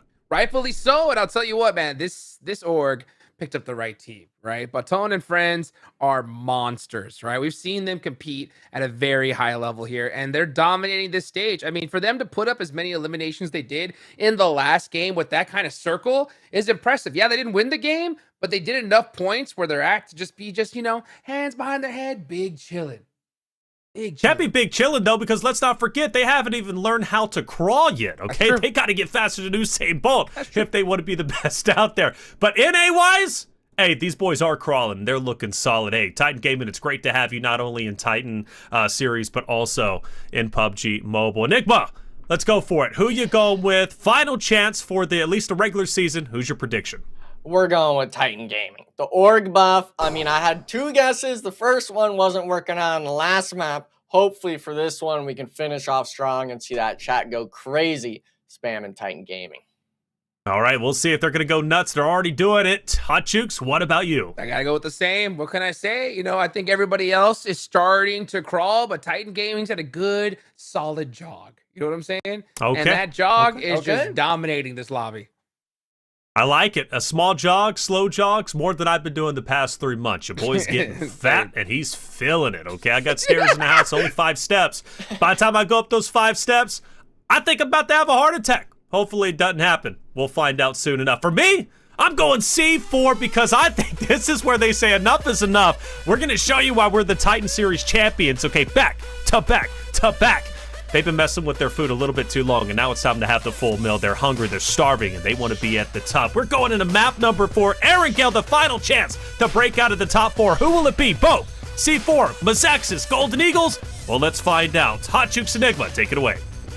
Let's go. Woo! Let's Bottom go. 4 is where my eyes are on. Everybody's eyes are on right here because, you know, bonus points are great and all, but you got to make it there. You know what I'm saying? Yeah. You got to at least be able to be in the conversation. You don't want to get relegated down to the challenger division. So we'll see. Let's see. Could C4 do it? I mean, it'd be wild to see the back-to-back-to-back champions, right? Not make it there this time around. Yeah, I mean, last season we saw it. We wanted to talk smack, and unfortunately, you know, it didn't turn out well for you in the end. But, you know, I can't even remember if it's back-to-back-to-back or back-to-back-to-back-to-back. Some crazy amount of backs it's back, with it. though. They're back. Yeah, we're doing a few 360s or something. I'm not sure what the number would be with that. I'm not a math expert. But, I mean, thankfully for these teams, you know, a lot of these players are happy with the playing path. I was never a fan of it favoring, you know, that southern side of the map towards the river. Because, I mean, if you land at Severny like a wild card used to do back in the day, you're having a 2-step for at least the first 2 zones. So a lot of these teams, you know, hopefully pretty adamant with the zone and looking forward to this match. 100%. Well, here we go. It's good old Erangel, a nice down the center playing path, but oh boy, it looks like we got a little party up here as we're seeing Mazaxis get on into it right off the rip. This is going to be with SBG, right? Yeah, this is in Yasnaya. Yeah, and I mean, this is the 15th place team, Mazaxis, up against a team that's basically already qualified into that next stage of the tournament. So really unfortunate stuff to see from Mazaxis. I would have liked some planning on one of those teams, maybe down below the leaderboard, because SBG is a squad right now that has been proving why they're in that top 3 section of the tournament, really putting the show onto Mazaxis right now. Yeah, here they go. Jump shots, just kind of having fun with it. Let's see what Zuko can do here. Last player up for Mazaxis. He's got the gun, but he does not. Never mind. I was about to say, wow, what a way to go out, though. You know what I'm saying? And that is Mazaxis out of there real early. But Mazaxis were, actually, yeah, they were in 15th. Yeah. So, ouch. Unfortunate. That is tough. And they could have done it. They could have done it too, but they had to get hot dropped on. So that is their tournament done for. See ya in the Challenger division. Yeah, but that's not the only team, Jeeks. I mean, C4, this is kind of the fight I pictured Mazexes to take. Zombie Boys, the team in 10th place currently, up against C4, who's in 14th, trying to battle for that sort of early game positioning. And unfortunately, it's just Ember Boy on this back room of the compound, still kind of holding his own, but C4 is still making light work of him.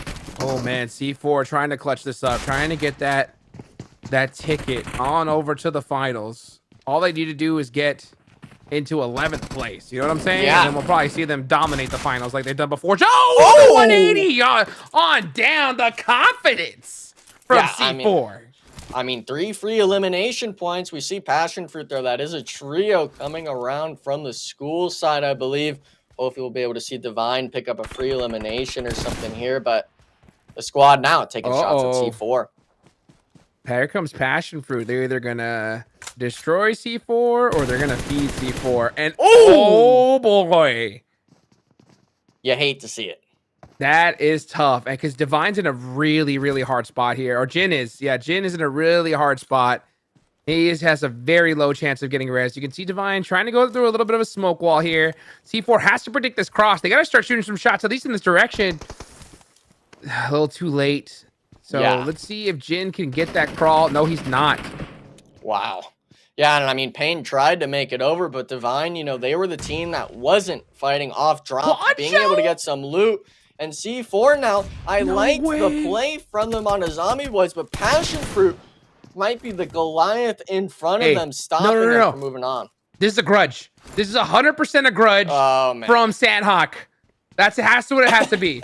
C4 beat them up in Sandhawk there, and now Passion Fruit is looking to get their revenge, and they're looking to do so with their tournament life here. Yeah.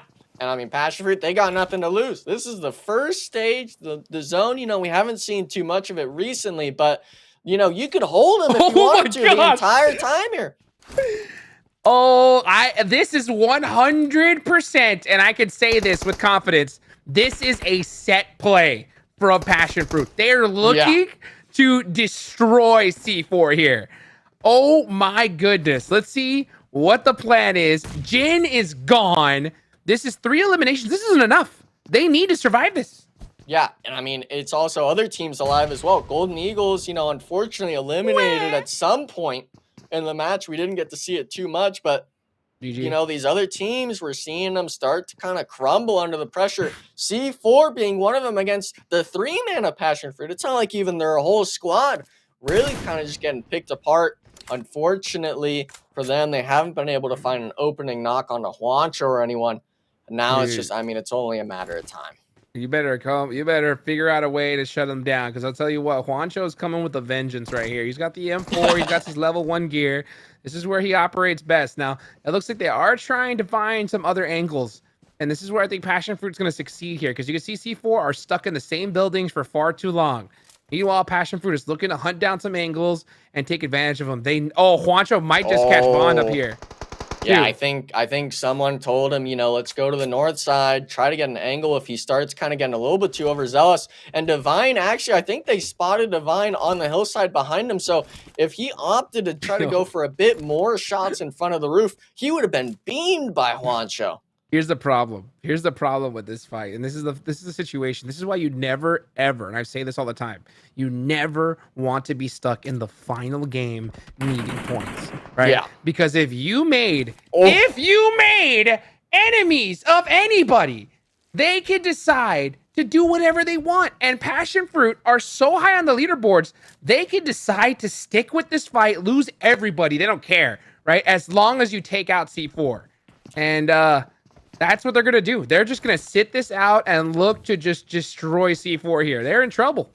Yeah, and Juancho, unfortunately, only has 1 molly left to his name. But, I mean, the damage is done itself. C4, I can't picture them having too many first aids to really work with. I mean, the engagement with Zombie Boys did a bit of a number on him in terms of gear and stuff like that. I mean, see, Bond, I think he's got 1 energy drink. So if Payne if he gets knocked again, I mean, you're picking for nickels and dimes on meds. And you're really just wondering, why did I peek that? Why did I take that fight? And now Juancho making it into the building. This is not good. Okay, so C4 was behind Excuse by 6 points. And Excuse still has everybody up. C4 only has 3, so they're not only halfway there to even tying. Yeah. And they're down 2 players. Juancho's got the pump shotting, is staying very, very still here. Bop! Missed the shot. Doesn't matter. He runs immediately out. Immediately ejects. Yeah, but HH still on that other building. I believe he just made the cross to help Juancho out. And Divine, you know, he's on the southern side, kind of playing a bit of an off angle. Payne might have a... Actually, I don't think he knows that Divine's there. So if they go for the roof play, he might just catch another one out again, resulting in C4 crumbling their hopes of making finals after this match. But a self-nade, Jukes! Very bold play. Disaster Very bold strike. play. Very bold play for the self-nade to motivate Payne to get it done by himself. He gets 1 point. Every point counts. I mean, you gotta clean up this He's fight, everybody. but- Oh, that hurt.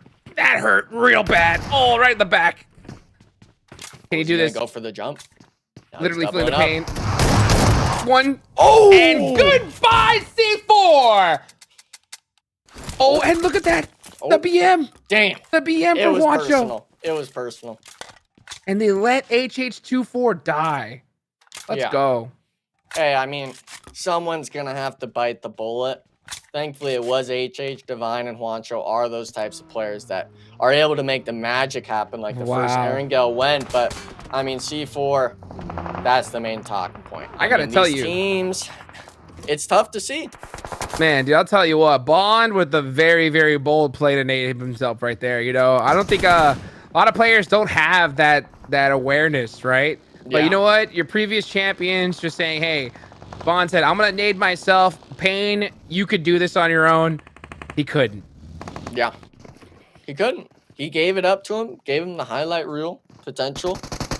And unfortunately, he only had that. But Extreme Slayers now taking their fights with SLR, a team that is on that borderline position of qualifying. I believe SLR right now is in 11th place, down to just a solo, actually, with 0 kills to their name. But maybe a bit of a freebie here, getting tagged up. And I think this is it for him. He couldn't get that thirst, Jukes. And looks like everyone's got their eyes set on him. Oh, Molotovs. Oh, my gosh. Malevolent Kitchen. As you get burned to a crisp. That has got to hurt. Meanwhile, Extreme Slayers. Oh, wow. Nice shots. Brady feeling himself right now. Brady Milk got the leche. Ready to start cooking himself. As Extreme Slayers are trying to hold these reds for now. And this is going to be these 4 buildings right here by prison, right? Yeah, okay. Yep. All right. Wow, we got a super Eastern Circle here. Meanwhile, Titan Gaming just doing what they've been doing all tournament long. Yeah, I mean, they're the Titans in the lobby. SBG, you know, it's not like they're a team that's near that bottom 8 position. This is the team in 3rd place, getting absolutely steamrolled. I think all of them have that idea of third-partying that Extreme Slayers type, but unfortunately, Titans here is saying, or Titan Gaming saying, nuh-uh, we're the champions here tonight, and we're going to make it happen. Ooh, that's SLR eliminated in 11th place with 41 points. I believe they were tied with Excuse here. So C4, Mazexis, and Golden Eagles are gone. So now the only team that they really, really have to worry about is Bope, right? Yeah.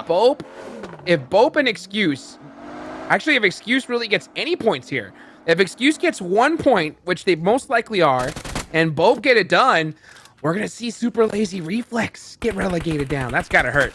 Yeah, and I mean, that's one of my, you know, caster favorite teams. We've all got our own picks with the Zombie Boys and stuff like that. But that roster, I mean, I've seen some nice stuff come out of them, but unfortunately, really just not putting the pieces together in these 12 matches of qualifier play. So hopefully, if they do not make it, oh my goodness, wait a second. Another team nade, dude. Very, very interesting plays here from an A.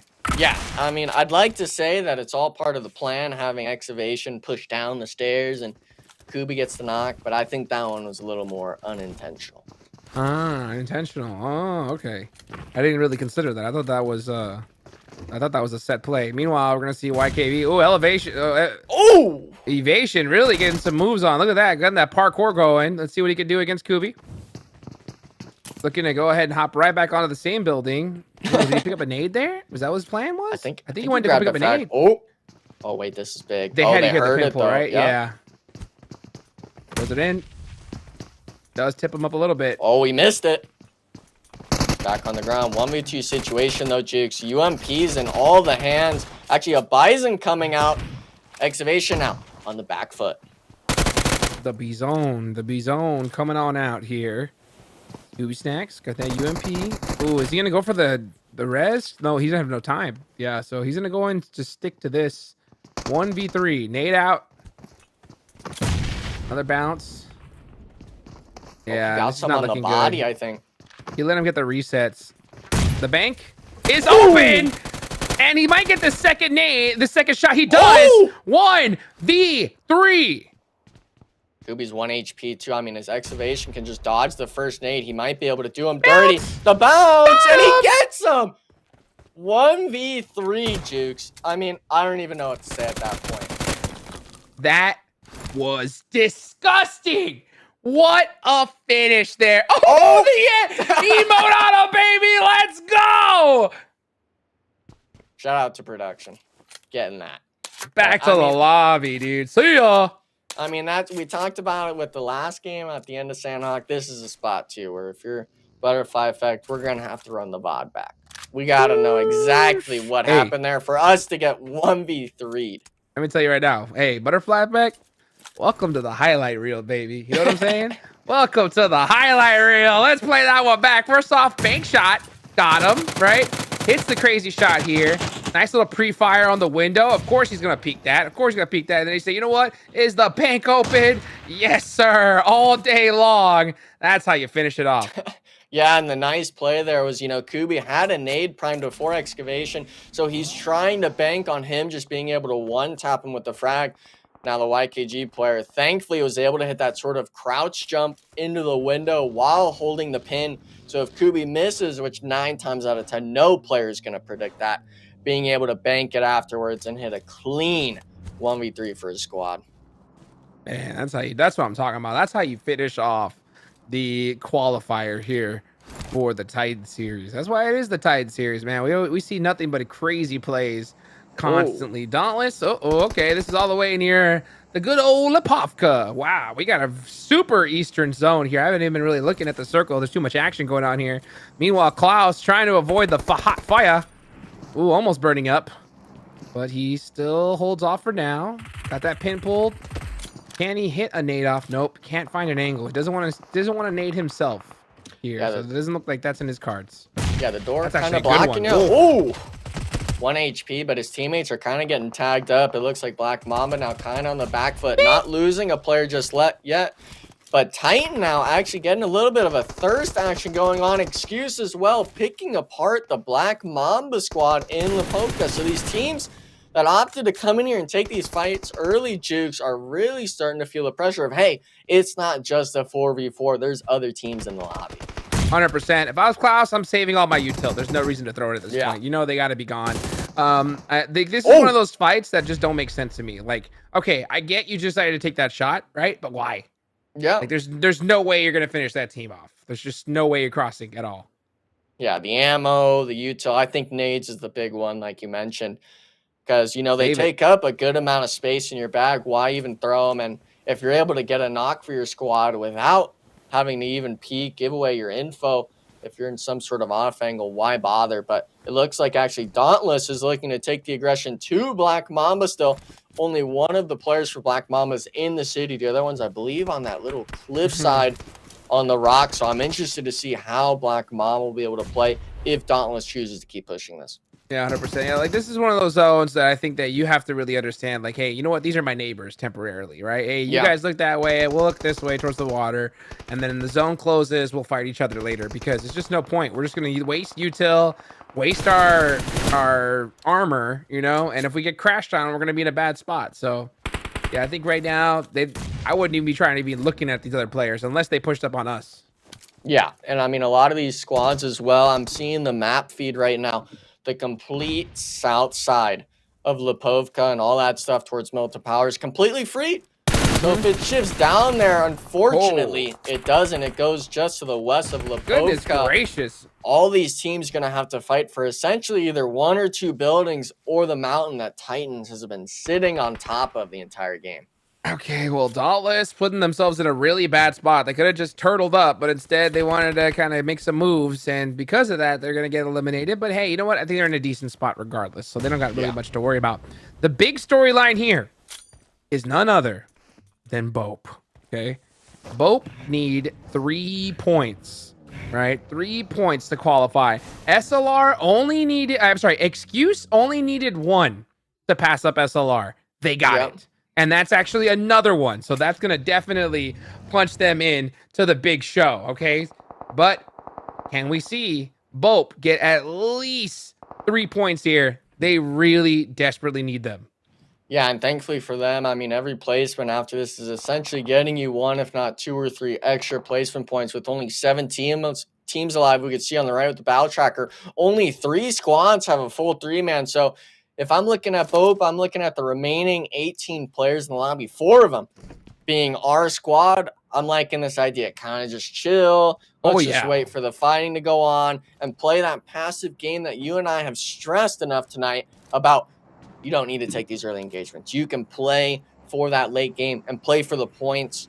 And I think it just separates these teams that kind of have the mentality down that we're looking for. 100%. So Bope are now in the top 7. So I believe that's 1 placement point already.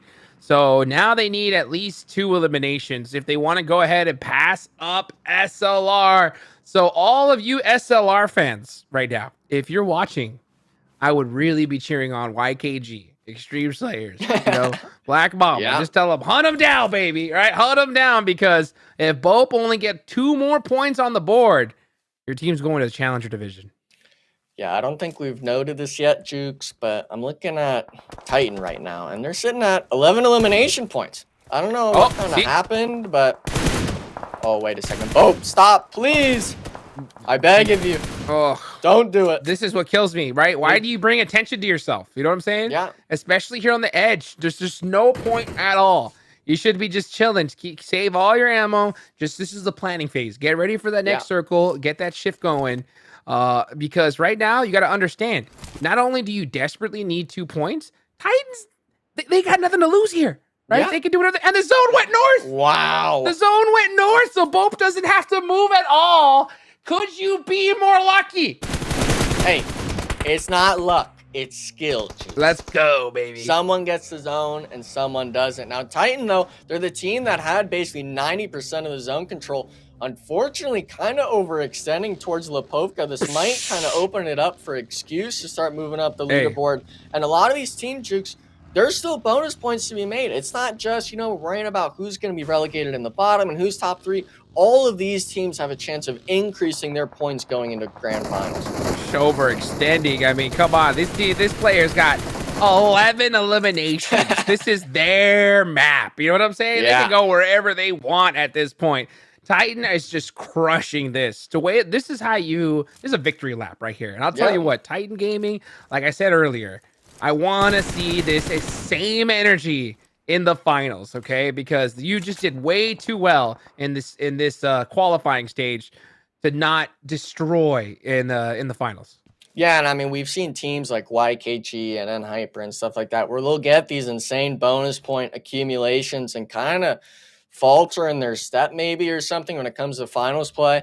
Now, we haven't really had the opportunity of looking at Titan Gaming if they're able to hopefully not make those same mistakes going into finals, but actually play at the strong point going into that finals play with the additional, I believe 20 bonus points going to last time, maybe 12. Yeah.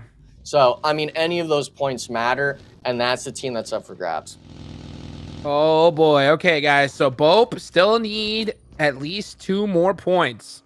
And if they do not get an elimination point here, they can do it if they get to at least 5th place or higher.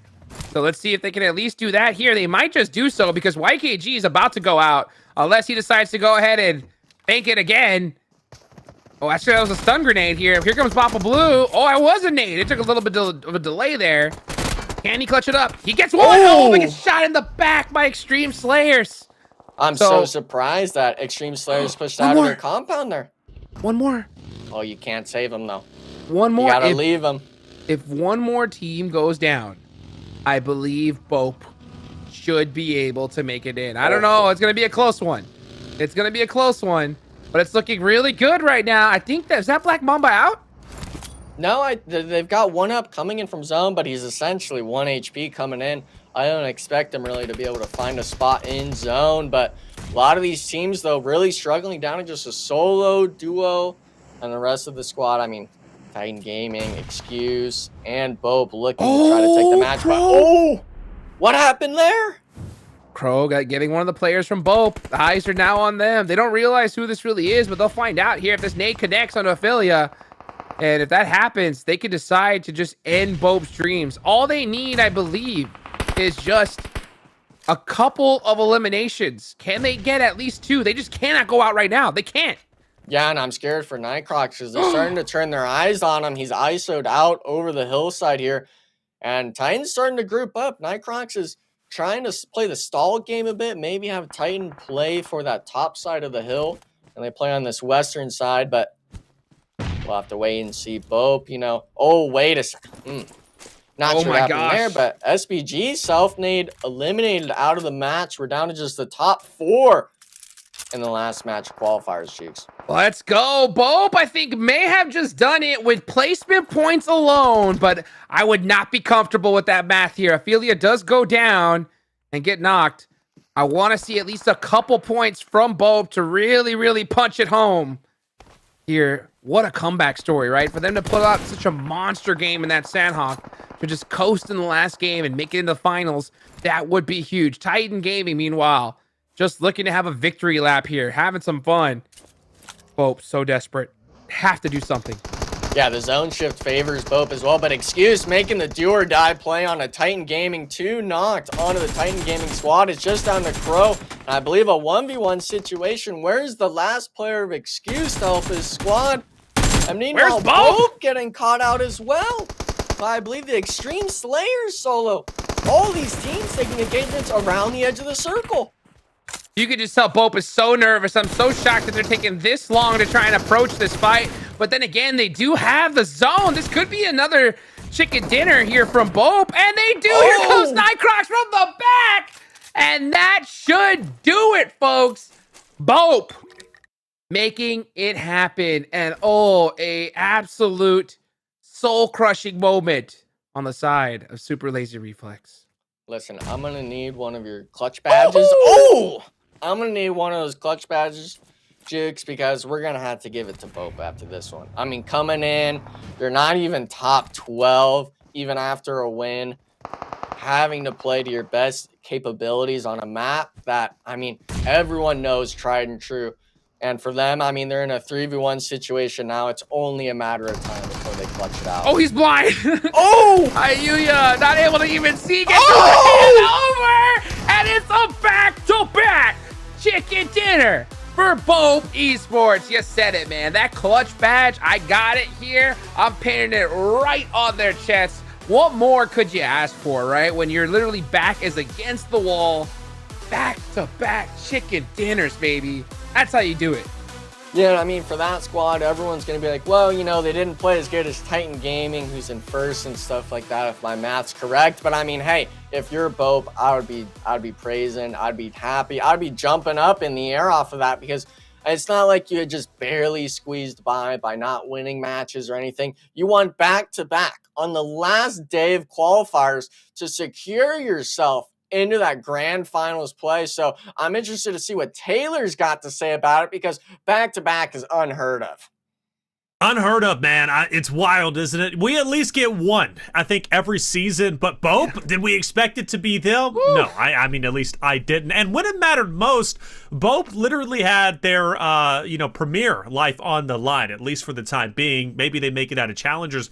Now they don't have to. Super Lazy Reflex, though, should be that rounding out at the 4th place, just on the bubble, right, narrowly missing it. But Hot Jukes, Bope was in this 10th spot for the majority of this final game number 4 on Erangel, where They knew just to skate by. We got to get top 5 with 0 eliminations, and that pressure, that was heavy. Oh, it was so heavy, right? But I mean, they were able to clutch it up. I mean, the pressure was just as heavy in the last match, right? And they did in a crazy performance there to even put them in this position. So yeah, you know, like if you're talking about a comparison between Titan, they dominated, right? Yeah. But I'll tell you what, you can't teach clutch. You know what I'm saying? When the moment comes down to where your hands are shaking and you have to be able to get a game done, both have proven that they have the ability to do that. And I would consider that just as important as, you know, having a dominant performance here.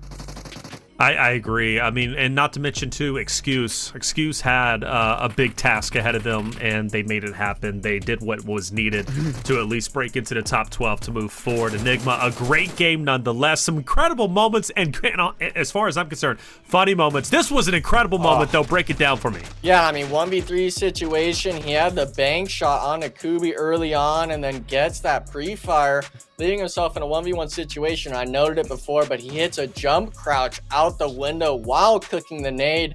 We'd seen the player try to move into the shack, but unfortunately with him being able to hold that nade pull, able to get the bang shot down for him. So YKG, I mean, it just shows each of their players, even if they're new to the squad, able to have that clutch factor in them.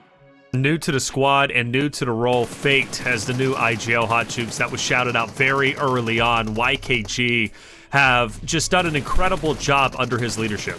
Let's go. I'm excited to see YKG progress, right? I think it's not so much just as Fate's, you know, leadership. I think it's more Joey having the ability to just frag out again. You know what I'm saying? To just be in his most comfortable position, because it's hard to be able to do it all, right? IGL and shoot. And I'll tell you what Joey does best is shoot. So to be able to see them, you know, just have fun again, I'm excited to see what YKG can do here in the future. Hope Esports, not the highest stats we've seen today, but enough to get the job done and elevate themselves in the top 12. You got to give them their flowers and flowers is due. They waited pretty much as long as you could possibly wait. And again, I was waiting on bated breath, brother. I'm like, are they going to make it? Will they not? I don't know. SLR, they're hoping they die, but ultimately that never happened. Titan Gaming, though, Enigma, they are the undisputed kings. They were already in first place going into game 4 by 16. They finish off in 4th place, but still with what? A total of 14 eliminations. These guys were on fire from week 1 to week 4. Yeah, and I mean, it's Week like 3. I said, we're seeing Baton up on the scoreboard here, you know, 2 or 3 times a week. And, you know, Crow being next to him just shows that it's not just one player being that dominant driving force. It's the whole squad being able to show up and show out each night.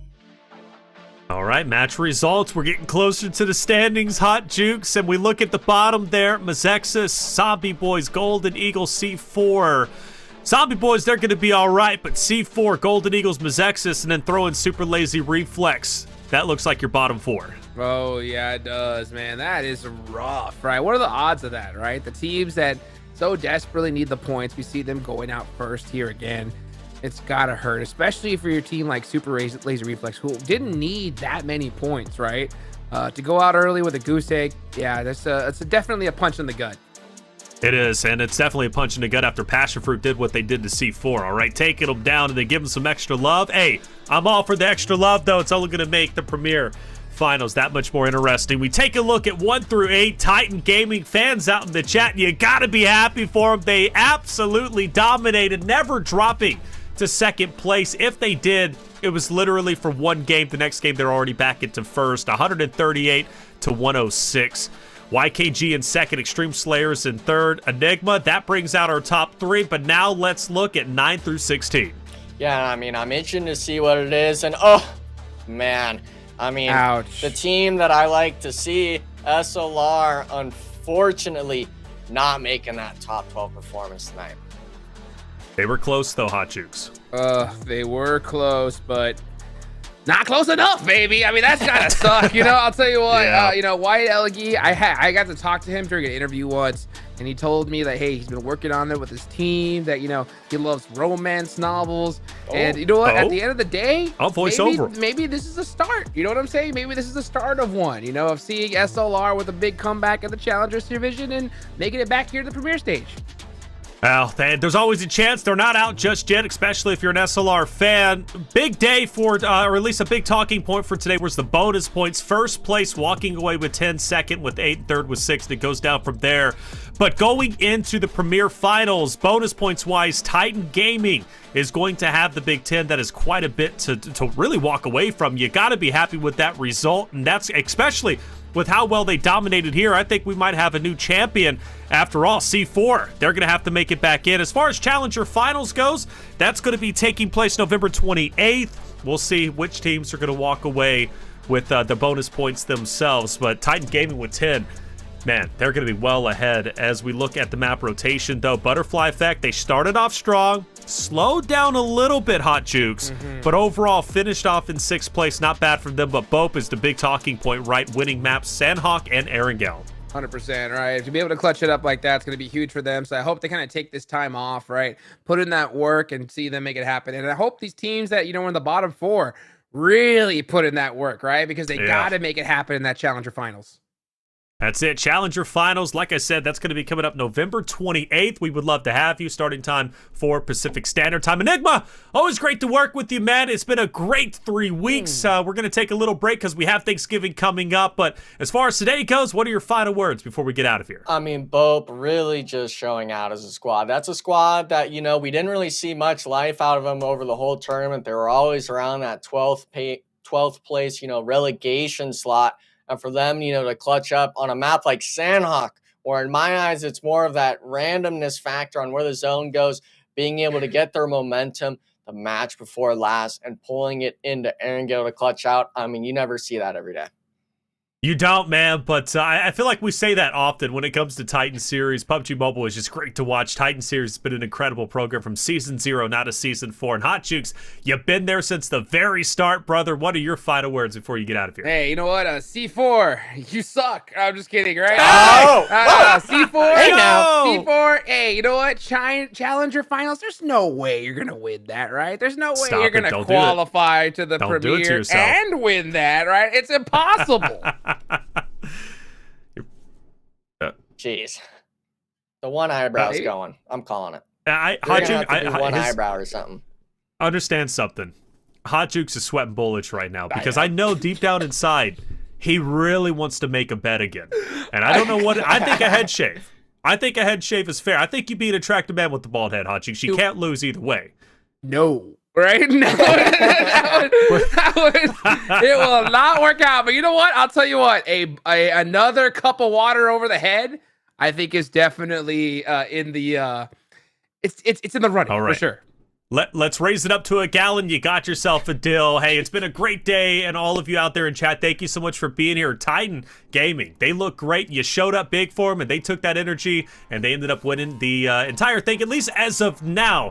Like I said, coming up, we've got the Challenger Finals. That's going to be November 28th for Pacific Standard Time. We would love to have you there. And then as far as Premier Finals goes, that'll be December 2nd. And then we got something for the ladies going down Saturday, December 9th. That's going to be fun. PUBG Mobile. The fact is, AMG is always bringing you the best of the best that PUBG Mobile has to offer. For myself, Taylor Reflections, Noble, Hot Jukes, Enigma, Power Bang, and Mustache Dave, our production crew, and you in chat, thank you so much for being here. We hope to see you again for Challenger Finals, November 28th.